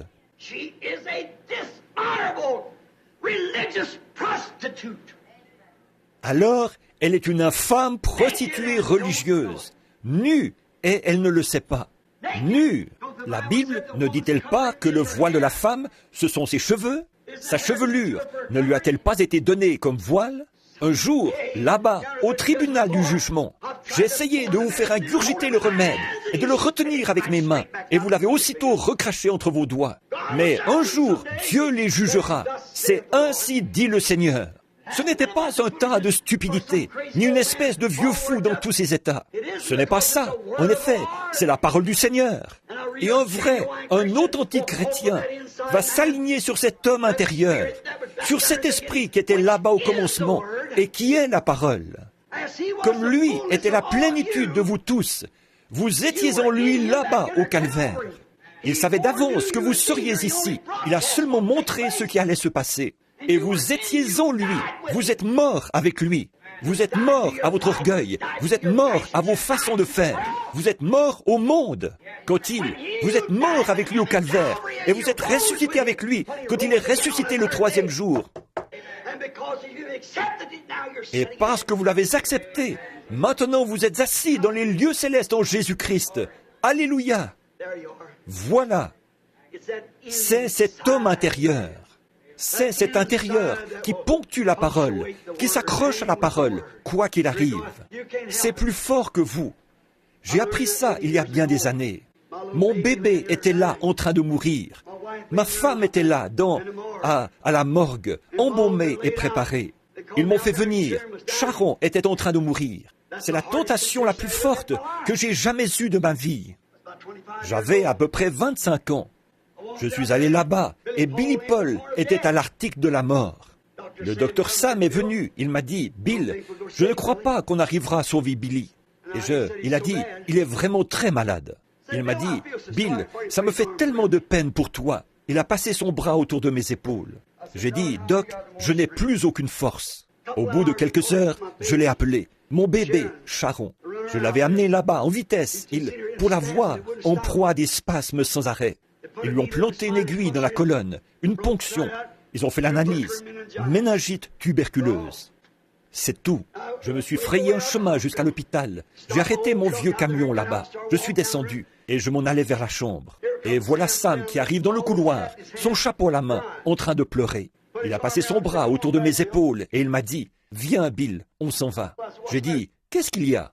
Il m'a dit, « Tu ne peux pas la voir. » Il a dit, « Elle est en train de mourir, Bill. » Et j'ai dit, « Non, Sam, pas mon bébé. » Il a dit, « Oui. » Il a dit, « Ne la réclame même pas, Bill. » Il a dit, « Si elle s'en sortait, ce serait avec des séquelles. » Il a dit, « Elle resterait invalide. Elle en garderait des séquelles toute sa vie. » Il a dit, « Elle a la méningite. Ne t'approche pas d'elle. Tu ferais mourir Billy en faisant ça. » J'ai dit, « Sam, il faut que je la voie. » Il m'a dit, « Tu ne peux pas, Bill. Je te le défends. Tu sais combien j'ai d'estime pour toi. Tu es mon copain et tout. » Il a dit, « J'ai beaucoup d'estime pour toi. » Il a dit, « Et je te crois, Bill. » Il a dit, « Mais ne va surtout pas vers ce bébé. » Il a dit, « Si tu le fais, elle a une méningite. » Voyez? Il a dit, « Dans quelques minutes, elle sera partie. » Et il a dit, « Tu pourras, on va l'enterrer. » Il m'a dit, « Bill, ça me fait tellement de peine pour toi. » Il a appelé une infirmière pour qu'elle m'apporte un jour de médicaments. Il disait, « Je ne sais pas comment cet homme arrive à tenir encore debout. » Je suis resté là un moment. Il m'a fait apporter le médicament. Je me suis assis dans le couloir. Il a dit, « Assis. » Et l'infirmière l'a apporté. Elle m'a dit, « Buvez ça, frère Branham. » Je lui ai dit, « Merci, vous n'avez qu'à le poser là en attendant. » Quand elle est partie, j'ai versé ça dans le crachoir et j'ai reposé le verre. J'étais là. « Oh Dieu, mais qu'est-ce que j'ai fait? Tu es un Dieu bon. Pourquoi est-ce que tu l'as laissé mourir l'autre jour pendant que je tenais ses deux petits bras comme ça? Je le suppliais pour elle. Pourquoi tu l'as laissé partir? Billy est là, en train de mourir. Et la voilà, elle aussi, là, en train de mourir. Mais qu'est-ce que j'ai fait? Dis-moi. Oh, je ferais aussi bien de partir avec eux. » J'ai ouvert la porte. Il n'y avait pas d'infirmière. Je me suis glissé dans le sous-sol. C'était avant qu'ils arrangent l'hôpital. Des moustiquaires. Il n'y avait presque pas de moustiquaires aux fenêtres. Et les mouches allaient sur ses petits yeux. Il lui avait mis un petit bout de mousseline de moustiquaire, comme on appelle ça, de tulle sur le visage. J'ai chassé les mouches. Elle était tendue là. Ses petits yeux, elle souffrait tellement qu'elle en louchait. Alors Satan est venu tout près de moi, là, et il m'a dit, « Tu as dit qu'il est un Dieu bon, hein ?» J'ai dit, « Oui, c'est ce que j'ai dit. » Tu as dit qu'il guérit, hein? Dans ce cas-là, comment ça se fait que ton père est mort là, dans tes bras, pendant que tu priais? Il était pécheur, et tu priais pour qu'il ait la vie. Comment ça se fait que ton frère est mort dans les bras de ton autre frère, là-bas, pendant que tu étais à la chaire en train de prêcher, il y a quelques semaines? Il m'a dit, alors pourquoi est-ce qu'il ne t'a pas répondu? Tu disais qu'il t'aimait et qu'il t'avait sauvé. Il ne pouvait pas me dire que Dieu n'existait pas, parce que je l'avais déjà vu. Mais il me disait qu'il ne se souciait pas de moi. Il m'a dit, ta femme est étendue là-bas. Tes bébés vont bientôt y être aussi. Ton papa est enterré. Ton frère est enterré. Et là, ta femme va être enterrée demain. Et voilà ton autre bébé qui est en train de mourir. C'est un Dieu bon, hein? Il guérit. Il m'a dit, tu t'es vraiment rendu ridicule. Qu'est-ce qui se passait? Ça agissait de l'extérieur, sur ce premier homme-là. Il m'a dit, écoute, tu sais, quand tu étais il y a quelques années, il y a 2 ou 3 ans, avant que tu acceptes ça, tu étais bien considéré parmi les gens. Tu menais une vie pure et droite. N'importe quelle fille de la ville qui voulait sortir n'avait pas peur de sortir avec toi, parce qu'avec toi, elle se sentait respectée. Je pourrais me tenir devant n'importe laquelle d'entre elles. Je n'en ai jamais insulté une seule. Je n'ai jamais rien dit. Qu'elle se mette à mal se conduire, je la ramenais tout de suite chez elle. Et les gens t'appréciaient. Mais aujourd'hui, qu'est-ce que tu es? Un fanatique religieux. C'est vrai. C'était comme ça. Vous voyez comme tout ça travaillait de concert? L'extérieur, l'esprit qui résonnait, tout ça travaille en même temps. C'est vrai, Satan. Et tu dis qu'il guérit? Oui. Oui, oui. Et toi qui suppliais, qui pleurais, et les gens te disaient que tu te trompais, que tu étais en train de faire fausse route, ta propre église t'a mise à la porte à cause de ça. Ta propre église baptiste là-bas, ils t'ont mise à la porte justement à cause de ça. Oui, ton père est enterré, ton frère est enterré, ta femme est là, prête à être enterrée, et ton bébé aussi. Dans une quinzaine de minutes, il sera mort. Et il guérit, hein? La chair de ta chair. Il n'aurait qu'un seul mot à dire, et ton bébé vivrait. Il guérit, que tu as dit, hein? Les gens ont essayé de te parler. Le prédicateur t'a dit que ça ne tournait pas rond là-dedans, que tu étais complètement cinglé, que tu étais devenu un fanatique religieux. Et tu dis qu'il t'aime. Est-il possible qu'il t'aime? Et comme tu as pleuré pour ton papa, comme tu as jeûné soir après soir, et quand le jour, il fallait que tu pries pour arriver à grimper un poteau au travail. Et il a laissé mourir pécheur dans tes bras. Et ta femme, quelle femme admirable! Et tu l'aimais tant. La mère de Billy, beaucoup d'entre vous vous souvenez de Hope. C'était une jeune femme si gentille. Et comme vous étiez heureux dans votre petite maison là-bas, avec pour environ 7 ou 8 dollars de meubles, ce que vous aviez comme meubles, mais tu l'aimais et vous vous aimiez. Et tu as prié pour d'autres, et par une sorte d'émotion mentale, ils se levaient, ils marchaient, et ils disaient qu'ils étaient guéris. Mais maintenant, ta propre femme, la voilà morte. Depuis 2 jours maintenant, elle est là, chez l'entrepreneur de pompes funèbres, Scott et Combs. Il guérit, hein? Et ton petit garçon, Billy Paul, à l'article de la mort, à 18 mois. Et ta petite fille de 8 mois, elle est ici, en train de mourir d'une méningite. Tu as prié, et Dieu a tiré les rideaux. Il a dit, tais-toi, je ne veux rien savoir, rien entendre, rien. Il t'a tourné le dos. C'est un Dieu bon, hein? Il t'aime, hein? Toutes les filles que tu as fréquentées, tous ceux qui étaient autrefois tes camarades, et même tes meilleurs amis, ils t'ont quitté, parce que tu es un fanatique religieux. Tout ce qu'il me disait là, c'était la vérité. Tout ce qu'il disait, c'était parfaitement logique. Voyez, ici. À ce moment-là, j'étais sur le point de dire, eh bien, si c'est comme ça qu'il fait, alors je ne le servirai pas. Et comme je me disais ça, quelque chose est venu d'ailleurs, du plus profond de l'intérieur, et m'a dit, mais qui es-tu d'abord? Le Seigneur a donné, et le Seigneur a repris. Voyez, c'est cet homme intérieur. Lui, il ne raisonne pas du tout. J'ai repensé au passé, et je me suis dit, comment est-ce que je suis venu sur terre? Je viens d'une bande d'ivrognes. Comment est-ce que j'en suis arrivé ici? Qui m'a donné la vie? Qui m'a donné ma femme? Qui m'a donné ce bébé? D'où est-ce que ma femme est venue? D'où est-ce que ma vie est venue? J'ai dit, qu'il me tue, j'espérerai quand même en lui. J'ai dit, arrière de moi, Satan. J'ai posé ma main sur le bébé. J'ai dit, Sharon ma chérie, je vais te déposer dans les bras de ta maman dans quelques minutes, quand les anges de Dieu viendront t'enlever. Mais un jour, papa te reverra. Je ne sais pas comment ça va se passer, ma chérie. Je ne peux pas te le dire. Là, il me tourne le dos. Il ne veut même pas m'écouter pour toi. Il a laissé mourir ma femme, pendant que je lui tenais les mains, que je pleurais pour elle. Et mon papa, il est mort dans mes bras, la tête sur mon bras, ici, en me regardant, en cherchant à reprendre son souffle. Et j'ai prié aussi fort que j'ai pu. Comment est-ce que je pourrais retourner devant les gens, prêcher la guérison divine? Comment est-ce que je pourrais prêcher qu'il est un Dieu bon, quand il a laissé mon propre papa mourir pécheur? Comment est-ce que je pourrais prêcher ça? Je ne sais pas comment, mais je sais qu'il a raison. La parole de Dieu ne faillira jamais. Elle vaincra, quoi qu'il arrive. Alors j'ai su qu'il y avait quelque chose de plus profond que tous les raisonnements, quelque chose de plus profond que toutes les émotions, que toutes ces choses-là. Il y avait un homme intérieur. Et lui, il a tenu bon à ce moment-là. Rien d'autre n'aurait pu tenir. Toutes les raisons, tout pouvait démontrer. Il y avait là toutes les preuves que c'était faux, que j'étais dans l'erreur. Mais la parole de Dieu, qui avait été prédestinée avant la fondation du monde, elle a tenu bon à l'intérieur. J'ai senti un léger souffle traverser la salle. Son esprit est allé rencontrer Dieu. Frères, sœurs, je vais vous dire, il n'y a rien d'autre que ça. N'essayez pas de raisonner la chose. N'essayez pas d'avoir les cheveux longs parce que c'est moi qui l'ai dit.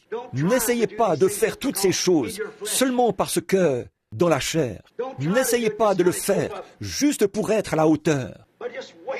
Mais attendez devant le Seigneur jusqu'à ce que quelque chose, tout au fond, à l'intérieur. Il y en a beaucoup parmi vous qui s'imaginent que puisque vous avez les cheveux longs, ça veut dire que vous irez au ciel. Pas forcément. Il y en a beaucoup qui s'imaginent que si on est une femme de bonne conduite, alors on va au... Pas forcément.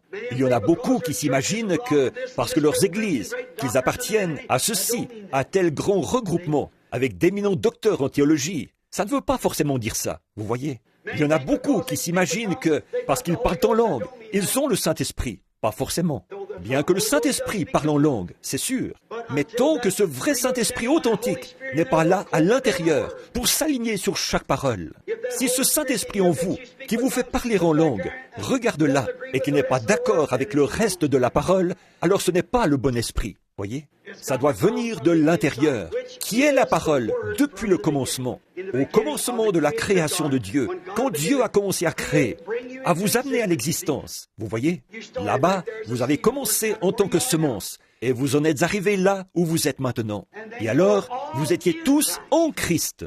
Et puis, quand Christ est mort, il est mort pour vous racheter tous. Et vous êtes une partie de cette parole-là. Alors comment la Bible tout entière, précepte sur précepte, règle sur règle, un peu ici, un peu là, il ne disparaîtra pas un seul iota ou un seul trait de lettre. Comment donc pourriez-vous, vous qui êtes une partie de cette parole, ne pas être d'accord avec le reste de la parole ou avec une portion quelconque de la parole? Que Dieu vous bénisse.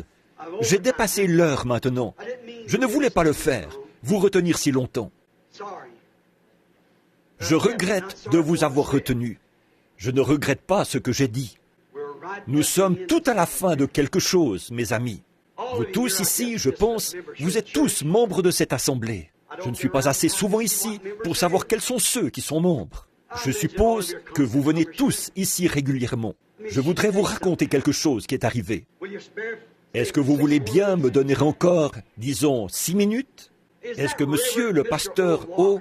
Walker, là, de l'Oregon, est ici, lui qui était avec nous ce dimanche où j'étais là? Est-ce que quelqu'un en a entendu parler? C'était quelque chose d'étrange, d'extraordinaire. Quand je suis arrivé ici, il y avait tellement de gens, j'avais toute une pile d'entretiens, et ils étaient tous justifiés, leurs fils, enfants, mariés, ivrognes, et différentes choses, des choses qui justifiaient tout un entretien.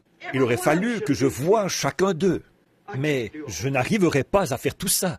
Alors, je vous remets à Dieu. Je pose les mains dessus et je prie. Je dis, « Oh Dieu, je n'arriverai pas à le faire. Touche-les, Seigneur. Fais, toi, tu peux y arriver. Je prie pour chacun d'eux. » Billy m'a appelé. Je venais d'arriver avec frère Banks. Il m'a dit, « Papa, si tu... » Écoutez, des fois, je vois des gens qui passent en voiture, là, dans la rue, et qui regardent vers la maison. Et moi, je les regarde, et je les salue de la main, comme ça, et ils vont presque détourner la tête. Je ne veux pas que vous fassiez ça. L'autre jour, quand ils achetaient cette maison pour que j'y habite, là-bas, à Tucson, il y avait une maison là-bas que frère Tony voulait m'acheter et qui coûtait 3 ou 4 fois plus cher que celle-là. Il était même prêt à payer plusieurs milliers de dollars de sa poche. Mais la seule façon d'entrer là, un gardien était posté à l'entrée. Un grand, c'est une annexe là. Mais, et les gens qui habitent là, pour les voir, il vous faut une autorisation écrite. Alors le gardien les appelle pour leur demander s'ils sont d'accord de vous laisser entrer. Je lui ai dit, « Tu me verrais, moi, alors que j'ai des frères et sœurs qui viennent pour me voir, qui veulent me serrer la main et demander à Dieu de me bénir. Est-ce que tu me verrais, moi, m'en aller là-dedans, Tony ?» Il m'a répondu, « Eh bien, vous devez. » Je lui ai dit, « Tony, comme ils font, l'assemblée et tout, qu'ils gardent une certaine distance entre moi et les gens. » J'ai dit, « C'est à cause de ceux qui veulent me dicter ce que je dois faire. » Ils disent, « Le Seigneur m'a dit, Alléluia, je ne partirai pas d'ici, gloire à Dieu. Le Seigneur m'a dit que vous devez venir faire une réunion chez nous, dans notre groupe. Oui, monsieur, gloire à Dieu. Le Dieu me l'a dit. Si vous ne le faites pas, frère Branham, vous êtes rétrograde, ça c'est sûr. Et moi qui suis là, en train d'essayer d'étudier, voyez, c'est pour ça, vous voyez. Et bien des braves gens sont empêchés d'entrer à cause de ça. C'est comme quand un homme va chasser sur le domaine d'une ferme. Un fermier lui dit, « Allez-y, vous pouvez chasser. » Et alors vous y allez et vous abattez une de ces vaches, un lapin, passe sous la vache et vous tirez sur le lapin quand même. Vous piétinez la clôture au lieu d'aller jusqu'au poteau et de grimper par là, comme un homme honnête devrait le faire. Vous escaladez la clôture et vous la démolissez. Là, vous voyez? Alors il dira, je vais mettre une interdiction d'entrée. Je ne peux pas lui reprocher ça du tout, pas du tout. Mais qu'est-ce qu'il fait? Il empêche le chasseur honnête de passer. C'est toujours comme ça. C'est le mal qui empêche le bien d'avoir le dessus. Toujours. Mais ces gens il y en a des milliers qui sont vraiment dans le besoin et qui sont bienveillants, des gens pleins d'amour, remplis de la grâce de Dieu. Et c'est ce qui arrive ici, que des gens viennent comme ça. On ne veut pas de ça, non. Mais cet homme est arrivé. Billy m'a dit, dépêche-toi de venir, papa. Il a dit, il y a Madame Waldorf qui est là avec des gens, quelqu'un qui est en train de mourir. Il faut que tu les vois tout de suite. Alors je me suis dépêché de venir ici. Quand je suis arrivé, ils m'ont dit, ici, il y a seulement un homme qui dort là-bas, à côté, là, sur le côté, sur un coussin tous les jours, sur le côté du bâtiment. Il a dit, il veut que tu pries pour lui. J'ai dit, d'accord. J'ai dit, je le ferai entrer. Je suis venu. Il y avait, je crois, une Cadillac, là, derrière, un genre de grosse voiture. J'arrivais et cet homme m'a dit, bonjour monsieur. Il ne me connaissait pas. Je suis entré. Et sœur Waldorf, la pauvre, elle est entrée. Vous savez, vous connaissez son histoire, n'est-ce pas? Voilà, elle avait le cancer. Elle était morte dans la ligne de prière, à peu près 1 heure avant que j'arrive jusqu'à elle. Son docteur était venu. Il avait montré, il y a environ 18 ans de ça, un cancer du cœur. Voyez, et elle est en vie aujourd'hui. Maintenant, elle habite dans l'Arkansas. Et à l'époque, elle était à Phoenix. Elle m'a dit, frère Willie, je n'aurais pas voulu arriver comme ça. Mais elle a dit, je n'avais pas d'endroit où rester. Je ne voulais pas. Il disait que cette femme va mourir. Frère Willie, elle m'a dit, j'aurais voulu arriver avec une petite offrande à la main pour vous, frère Willie. Elle a dit, mais je ne pouvais pas. Mais j'ai fait de la gelée de mûre. Oh, quand je suis entré là et que j'ai vu ces petits pots de gelée qu'elle avait posés là, pour moi, c'était trop sacré pour que je puisse en manger. Voyez, cette brave mémé d'environ 70 ans, je lui ai dit, sœur Hattie, je ne pouvais pas refuser. Non, Jésus a vu cette veuve mettre 3 cents et il l'a laissé faire. Voyez, non, Dieu la récompensera pour ça, oui. Et alors le Seigneur a guéri cette femme. Il l'a guérie de tout ce qu'elle avait. Il a révélé à son pasteur ce qui le préoccupait, ce qu'il devait faire, autre chose. Et ils sont tous sortis en criant de joie. Alors Billy est entré et il m'a dit, « Papa, cet homme est parti. Je ne peux pas. » Je lui ai dit, « C'est qui dans la voiture, là-bas ?» Il a dit, « Oh, ça, c'est un type qui est venu de l'Oregon. Il dit qu'il a eu un genre de songe. » Et je lui ai dit, « Je ne voudrais pas vous donner de faux espoirs. Il y en a déjà 300 qui attendent. » Et il a dit, je lui ai dit, mettez le songe sur papier. J'en ai une pile haute comme ça, déjà. Je vais le mettre avec les autres. Je lui ai dit, fais-le entrer. Donne-lui 5 minutes. Eh bien, dès que cet homme est entré, 5 minutes, il m'a dit, je suis le pasteur Walker. Je pense que c'est comme ça qu'il s'appelait, de l'Oregon. Je pense qu'il faisait partie d'une des dénominations, je ne sais pas, presbytérien quelque chose. Il m'a dit, je vous ai rencontré il y a une 20aine d'années. J'étais descendu à Grants Pass, ce n'était pas Grants Pass là-bas. J'ai oublié comment ça s'appelle. Il m'a dit, dans toute la région, ça faisait les gros titres des journaux tous les matins. Tout le monde était au courant. Il a dit, je n'ai même pas pu entrer dans le bâtiment où vous étiez, mais je vous ai vu entrer. Et un jour, dans la rue, je me suis avancé vers vous. Il a dit, il y avait 4 ou 5 hommes autour de vous, et je vous ai serré la main. Et vous, je vous ai dit que j'étais frère Walker, et vous m'avez dit qui vous êtes. Il a dit, on a échangé quelques mots, puis les 3 ou 4 hommes forts qui étaient avec vous vous ont fait avancer. Il a dit, je n'étais pas de ceux qui vous critiquaient, et je n'étais pas non plus pour vous. Il a dit, je ne comprenais pas, c'est tout. Il m'a dit, ça a duré encore quelques années. Et après quelques temps, il a dit, un homme m'a demandé de venir écouter des bandes. Il y a environ 3 ans de ça. Et il a dit, cet homme passait les bandes. Et là, il a dit, je l'ai entendu parler. Et il a dit, cet homme-là, il croyait que vous êtes un prophète. J'ai dit à cet homme, dans ce rayon-là, je ne m'y connais pas. Ça se pourrait, pourquoi pas? Alors il a dit, après ça, un autre homme s'est installé dans notre ville. Il a fait une réunion, je l'ai rencontré. Il disait, je suis le prophète de Dieu pour ce jour-ci. Il lui a dit, mais vous êtes combien à la fin? Il a dit, j'ai entendu qu'un homme ici, qui écoute des bons, dit, William Branham, là-bas dans l'Est, est le prophète pour ce jour-ci, et tout ça. Il a dit, cet homme, je ne vais pas mentionner son nom, parce que ce ne serait pas bien de le faire ici, vous voyez. Il a dit, William Branham, je le connais. Il a dit, mais sa doctrine est complètement fausse. Il a dit, ce n'est pas un pentecôtiste, il ne croit pas au signe initial. Et il a dit, autre chose, il dit qu'il y a des grands et des petits prophètes. Ça n'existe pas. Il a dit, on est prophète ou on ne l'est pas, c'est tout. Il a dit, écoutez monsieur, je ne dis pas ça pour argumenter avec vous. Je disais seulement que j'ai entendu cet homme dire que cet homme-là, William Branham, et cet homme prétendait qu'il était prophète. Il a dit, je me demandais seulement combien il y en a. Il a dit, mais je veux que vous sachiez ceci, c'est moi qui suis le prophète de cet âge-ci. Alors il lui a répondu, vraiment? Il a dit, alors que le Seigneur vous bénisse et vous accompagne. Il a continué sans plus s'en occuper. Et il disait qu'il avait commencé à faire une série de 3 ou 4 réunions avec les frères de chez lui. Et il est allé à la poste pour dire, ne faites pas suivre mon courrier, gardez-le ici jusqu'à ce que je revienne, dans 4 ou 5 jours. Ils ont dit, très bien, ils ont mis une petite note là pour dire de ne pas le faire suivre. Il est parti voir sa fille. Et en partant, il s'est arrêté à une église. Et il a prêché ce soir-là. Le lendemain matin, il disait que tout d'un coup, il s'est dit, va chercher la poste restante. Et quand il y est allé, il y avait une lettre qui avait quand même été transmise par la poste et qui était arrivée à sa fille. Sa fille l'avait fait arriver là, en poste restante. Et il l'a ouverte. Et il disait qu'elle venait d'un homme, Monsieur Hildebrand, qui est un de mes amis. Et c'était lui l'homme qui passait les bandes. Il a dit que Monsieur Hildebrand avait appris par Roy Borders, qui est un des organisateurs, vous savez, que j'allais faire une série de réunions ici, du 28 au 1er, qu'il vienne voir par lui-même. Il s'est dit, eh bien, voyons, voilà que ces gars essayent de m'attirer dans leur affaire. Vous voyez? Et il a tout simplement balancé la lettre au panier. Et il est reparti, vous voyez, comme ça. Il est reparti tenir sa réunion ce soir-là. Et le matin suivant, alors, il a mis la main sur son cœur. Et il s'est mis à pleurer, ici, dans mon bureau. Il m'a dit, Monsieur Branham, je sais bien que j'aurai à me tenir devant Dieu. Il a dit, je ne sais pas si je dormais ou ce qui s'est passé au juste. Il a dit, j'ai eu un songe. Disons que je dormais et que j'ai eu un songe.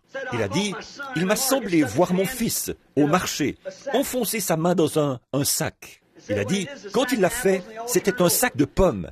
Elles se sont toutes renversées. Il a dit, quand je me suis approché pour les ramasser, c'étaient toutes des pommes vertes et il manquait une bouchée à chacune. Il a dit, je les ramassais pour les remettre dans le sac. Il a dit, il y en a qui avaient roulé, qui étaient descendus en roulant, ce qui fait que j'ai essayé d'aller les chercher dans l'herbe. Il a dit, elles avaient roulé sous une clôture fermée par une chaîne. Et il y avait une grande autoroute qui passait par là. Je me suis retourné vers l'est. Il a dit, et là, la chaîne était accrochée à une grosse pierre, là-bas, vers l'est. Alors, je suis allé par là. Je pensais décrocher la chaîne pour pouvoir traverser et aller ramasser les pommes pour cet homme. Il a dit, je me suis mis à décrocher la chaîne. Il a dit, une voix a fait trembler la terre tout entière. Il a dit, la terre tremblait sous mes pieds. Il a dit, quand ça a arrêté de trembler, j'ai entendu une voix. Et il a dit, Frère Branham, c'était votre voix. Il a dit, je le savais, quelque chose me le disait. Il a dit, elle disait, je parcourrais encore une fois ce sentier. Il a dit, j'ai regardé vers le haut du rocher, comme ça, et j'ai regardé plus loin, au-dessus des nuages. Et tout là-haut, sur un rocher qui s'étendait d'est en ouest, en forme de pyramide, pointu comme ça, je suis revenu vers l'est. Il a dit, et vous étiez là, sur un cheval, comme je n'en avais jamais vu de ma vie.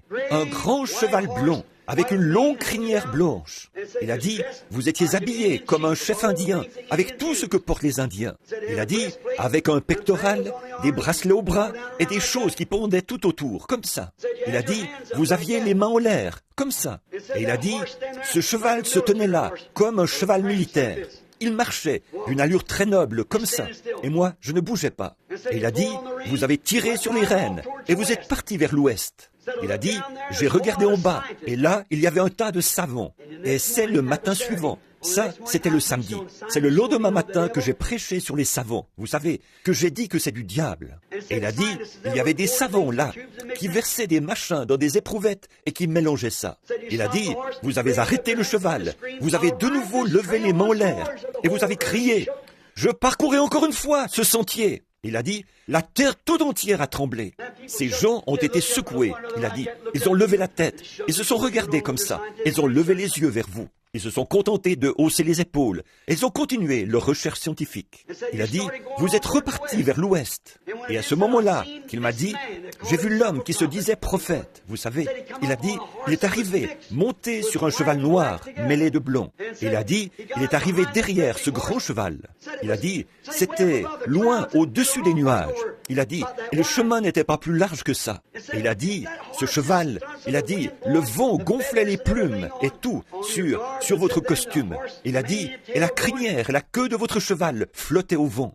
Un grand maître, un grand cheval blanc qui marchait très droit. Et il a dit, ce type est arrivé derrière vous. Il semblait venir du Canada. Et cet homme habite au Canada. Il a dit, il est venu là, il disait, elle essayait de faire tomber votre grand cheval avec son petit cheval. Il le retournait pour faire frapper sa croupe contre la... Il a dit, le grand cheval n'a même pas bronché. Il continuait d'avancer. Il a dit, alors tout d'un coup, il a dit, vous vous êtes retourné. Il a dit, c'était la 3e fois que vous parliez, mais c'était la 2e fois que vous disiez, je parcourais. Et il a dit, vous ne parliez plus comme avant. Là, vous donniez un ordre. Il a dit, vous vous êtes retourné et vous avez appelé cet homme par son nom. Et vous avez dit, descends de là. Tu sais pourtant bien qu'aucun homme ne peut parcourir ce chemin si ce n'est pas Dieu qui l'a établi pour ça. Descends de là. Et il a dit, l'homme a fait demi-tour. Il a dit, cet homme a déjà écrit des lettres. Et il a dit, sur les hanches de son cheval, ce noir mêlé de gris. Il a dit, sur les hanches de son cheval, son nom était écrit, sa signature, exactement comme sur ses lettres. Et il est parti vers le nord. Il a dit, alors vous avez continué votre chemin. Ce grand cheval s'est retourné, aussi loin vers l'ouest que vous le pouviez. Il a dit, vous étiez là, et vous avez levé les mains comme ça. Et il s'est mis à pleurer. Il m'a dit, frère Branham, de voir ce cheval debout là, la coiffure de guerre et tout ça, qu'il disait, et ce pectoral et tout qui brillait. Il a dit, vous avez gardé les mains en l'air un moment, puis vous avez encore regardé en bas, vous avez repris les rênes, et vous avez dit, je parcourais une fois encore ce sentier. Il a dit, la terre tout entière était secouée dans tous les sens, comme ça. Et il a dit, il n'y avait plus de vie en moi. Je me suis affalé au pied du rocher. Alors, je me suis réveillé. Il a dit, qu'est-ce que ça signifie, monsieur? J'ai dit, je ne sais pas. Le lendemain matin, Junior Jackson, qui avait eu le songe de la pyramide, vous savez, que je partais vers l'ouest, vous vous souvenez de ça? Il m'a appelé 1 mois ou 2 avant. Il avait eu un songe qu'il brûlait de me raconter. Et j'ai dit, Billy, il y en avait une 20aine là dehors. Il m'a dit, il y a Junior Jackson là. Il dit qu'il faut qu'il te raconte ce songe. Je lui ai dit, fais-le entrer. 5 minutes. Il est entré avec sa femme, comme témoin, qu'il disait. Il m'a dit, j'ai rêvé, frère Branham, que j'étais allé faire une balade en voiture avec ma femme. Et il a dit, j'ai regardé vers l'est, et j'ai vu quelque chose qui ressemblait à un point, comme une de ces soucoupes volantes. Vous voyez, le monde ne sait pas ce que c'est. Vous savez, c'est là. Nous, on sait ce que c'est. Vous voyez, nous, on sait que ce sont des anges, enquêteurs de jugement. Vous voyez? Et au Pentagone et tout, ils les voient descendre. Et leur intelligence, ils peuvent partir comme un éclair et ne sont plus là. Ils échappent à tout ce qu'ils ont. Vous voyez, ils ne savent pas ce que c'est. Ils peuvent bien en penser ce qu'ils veulent. Appeler ça des soucoupes volantes ou n'importe quoi. Ils ne savent pas, voyez? Il a dit, je le voyais venir et je l'observais. Et voilà, c'était un homme à cheval. Et il a dit, il arrivait à la vitesse de l'éclair. Il a dit, je voyais qu'il allait atterrir devant moi. Alors, j'ai arrêté ma voiture et je suis vite descendu. Il a dit, à ce moment-là, la voiture, le cheval était sur la route. Un grand cheval militaire blanc qui marchait d'une allure très noble. C'est la parole, bien sûr, qui marche d'une allure très noble. Il a dit, il y avait un homme assis dessus. Il a dit, il portait une sorte de costume du Far West. Ce n'était pas un cow-boy, mais il a dit, il avait plutôt l'air d'un commandant de la gendarmerie à cheval de l'Ouest, ou quelque chose comme ça. Vous voyez, toujours l'autorité du chef à l'Ouest, des Indiens au-dessus des Indiens, gendarme à cheval au-dessus. Voyez, Et il a dit, cet homme avait son chapeau enfoncé sur la tête. Et il regardait de côté. Et il a dit, quand il s'est tourné, il a dit, c'était vous, frère Branham. Il a dit, vous ne parliez pas comme avant. Vous avez dit, Junior. Je l'ai appelé 3 fois et j'ai dit, je vais te dire ce qu'il faut faire. Et il a dit, alors vous avez repris les rênes du cheval. Vous avez fait à peu près 3 foulées et vous êtes parti vers le ciel. Vous n'étiez plus là, vous étiez parti vers l'ouest. Il a dit, un instant après, je regardais et voilà un cheval plus petit qui arrive, de la même race, mais plus petit. Et il restait là. Il a dit, je me suis approché, je me disais, il doit avoir envoyé celui-là pour moi. Il a dit, je l'ai enfourché. Junior aussi, il a fait un peu d'équitation. Il m'a dit, vous savez ce que c'est? Quand une selle vous va bien, frère Branham, les étriers et tout. Il a dit, je me suis dit, oh, celle-ci me va très bien. Alors j'ai pris les rênes et je suis parti vers le ciel. Il a dit, j'ai tiré sur les rênes pour l'arrêter. Je lui ai fait faire demi-tour et je suis revenu. Voyez? Il a dit, quand je suis revenu, j'ai arrêté le cheval. Je suis descendu parler avec ma femme. Et le cheval était parti. Et Junior aussi, il était tout remué. Et puis, avant-hier, il y a 3 jours, Léo Mercier est venu avec exactement le même songe, sans le savoir. Il s'agissait d'essayer de faire accoupler un grand étalon blanc avec une jument noire. Et il n'y arrivait pas, il était agité. Il m'a dit que j'étais arrivé là. J'avais dit « Léo » et que je lui avais dit comment moi je m'y prenais. Je ne veux pas le répéter ici, voyez, mais je lui ai dit comment je m'y prenais. Vous avez dit « Tu ne vois pas ?» Juste pour te dire, je ne savais pas qu'Ed Dalton avait un gendre et que son gendre avait un chien qui s'appelait comme ça. Tu sauras que tu es en train de rêver, Léo, mais quand tu te réveilleras, souviens-t'en. Et il a dit, je n'avais jamais entendu donner un ordre avec tant d'autorité. À peu près au même moment, Roy Robertson est venu. Il a dit, frère Branham, vous vous souvenez, avant la première fois où vous avez quitté l'église, je vous avais vu assis, c'était comme en Palestine. On était tous là, le conseil d'administration et tout, assis comme autour de la table du souper du Seigneur. Et vous parliez. Et vous, il n'était pas sûr de savoir de quoi vous parliez.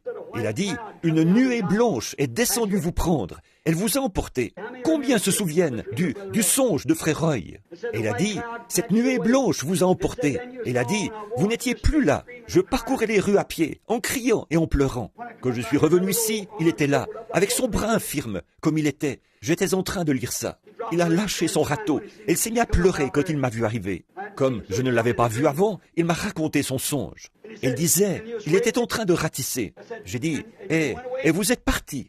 Il disait, je parcourais les rues, partout, en essayant de vous trouver. Je n'arrivais pas à vous trouver nulle part. Je criais, oh, frère Branham, ne partez pas. Il a dit, une nuée blanche est venue vous prendre. Elle vous a emporté loin de nous, vers l'ouest. C'était avant la pyramide, ou quoi que ce soit. Voyez, il a dit, elle vous a emporté vers l'ouest. Et moi, je pleurais en parcourant les rues. Il a dit, après un moment, je suis allé m'asseoir à la table. Et quand j'ai levé les yeux et que j'ai regardé au bout de la table, il a dit, je ne pouvais pas voir plus que ça de vous. C'était blanc comme la neige. Il a dit, vous étiez là. Et il a dit, vous parliez avec autorité. C'était tout à fait clair. Il a dit, chaque homme comprenait exactement ce que vous disiez. Oh, mon frère, ma sœur, chacun de vous en est conscient. Je sais ce que ça signifie. Voyez?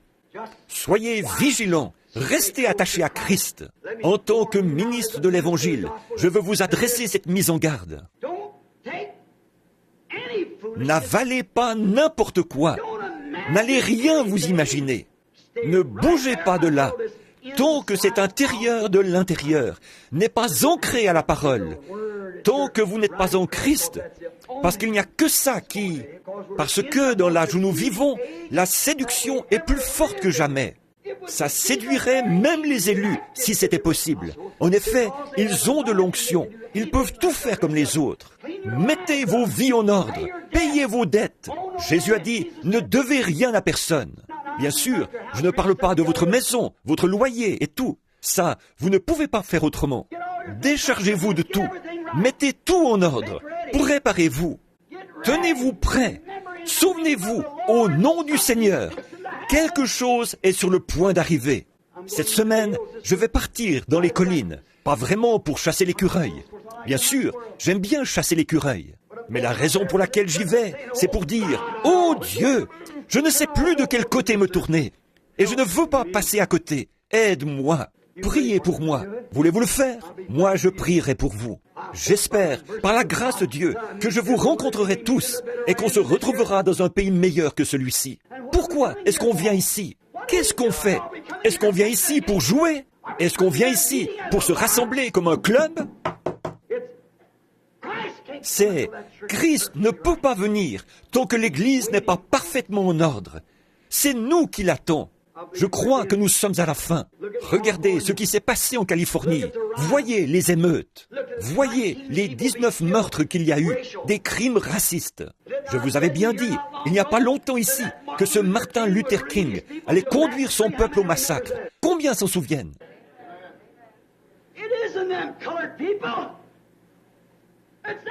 Ce ne sont pas ces gens de couleur. Ce sont leurs leaders qui les poussent à la révolte. Ce n'est pas l'intégration, la ségrégation, ou peu importe le nom qu'ils veulent y donner. C'est le diable. C'est vrai.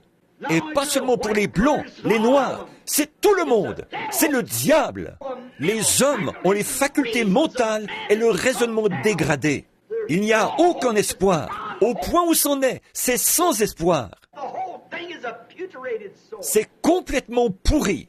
Les facultés mentales des hommes, ils ne savent pas prendre des décisions. Je ne suis pas un homme politique. Non, ni démocrate, ni républicain. Ils sont tous corrompus. Je suis pour un royaume, et c'est le royaume de Jésus-Christ. C'est tout. Mais avez-vous déjà vu une bande de marionnettes, comme ceux qui sont au pouvoir maintenant, comme cette bande de Texans qu'on a là? Ils disent, « Oh, comme les gens voudront. S'ils veulent le communisme, on va leur donner le communisme. S'ils veulent l'intégration, on va leur donner l'intégration. S'ils veulent la ségrégation, on leur donnera quoi que ce soit. » Où est-ce qu'il y a des hommes? Oh Dieu! C'est comme à la chair. Où est-ce qu'il y a des hommes? De vrais hommes. Des hommes qui sont prêts à défendre un principe.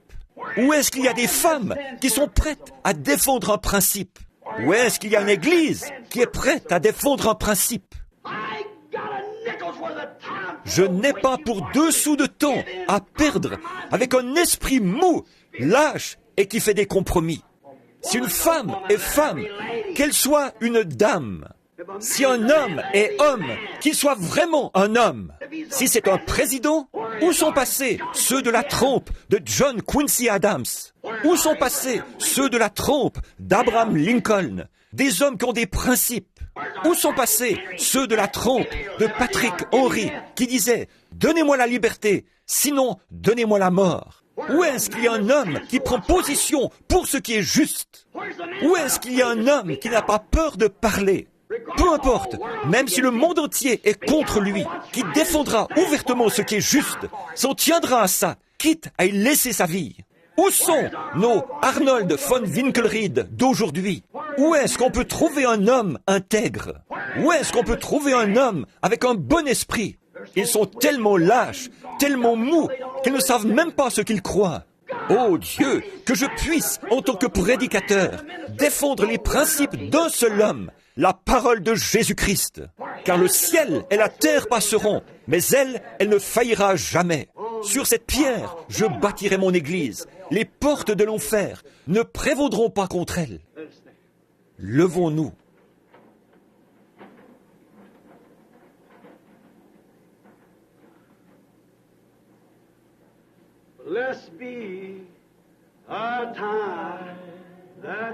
Béni soit le lien qui nous unit en Christ. Le saint amour, l'amour divin que verse en nous l'Esprit. Maintenant, tenez-vous par la main. Si nous devons bientôt quitter ces lieux bénis,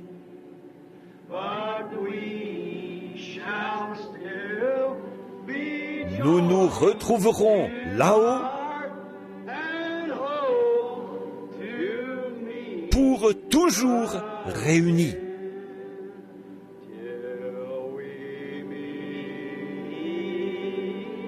avec nous toujours, avec nous,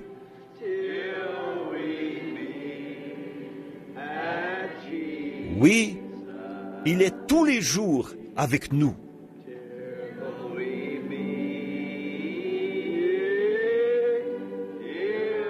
Avec nous, toujours, avec nous, jusqu'au jour du dernier rendez-vous. Maintenant, courbons la tête, pendant que Frère Neville terminera la réunion par un mot de prière. Alors, revenez ce soir. Nous prévoyons une glorieuse réunion ce soir, ici au tabernacle. Que Dieu vous bénisse. Et priez pour moi, moi je prierai pour vous. Mes amis, ne pensez pas que je suis un fanatique. Ne pensez pas que j'essaie de vous imposer quelque chose. Je vous aime. J'ai un principe, et c'est la Bible. On ne peut pas en retrancher un seul mot, ni y ajouter un seul mot. Je la crois comme elle est écrite. Maintenant, courbons la tête, pendant que notre précieux et fidèle pasteur termine la réunion. Que Dieu te bénisse, Frère Neville.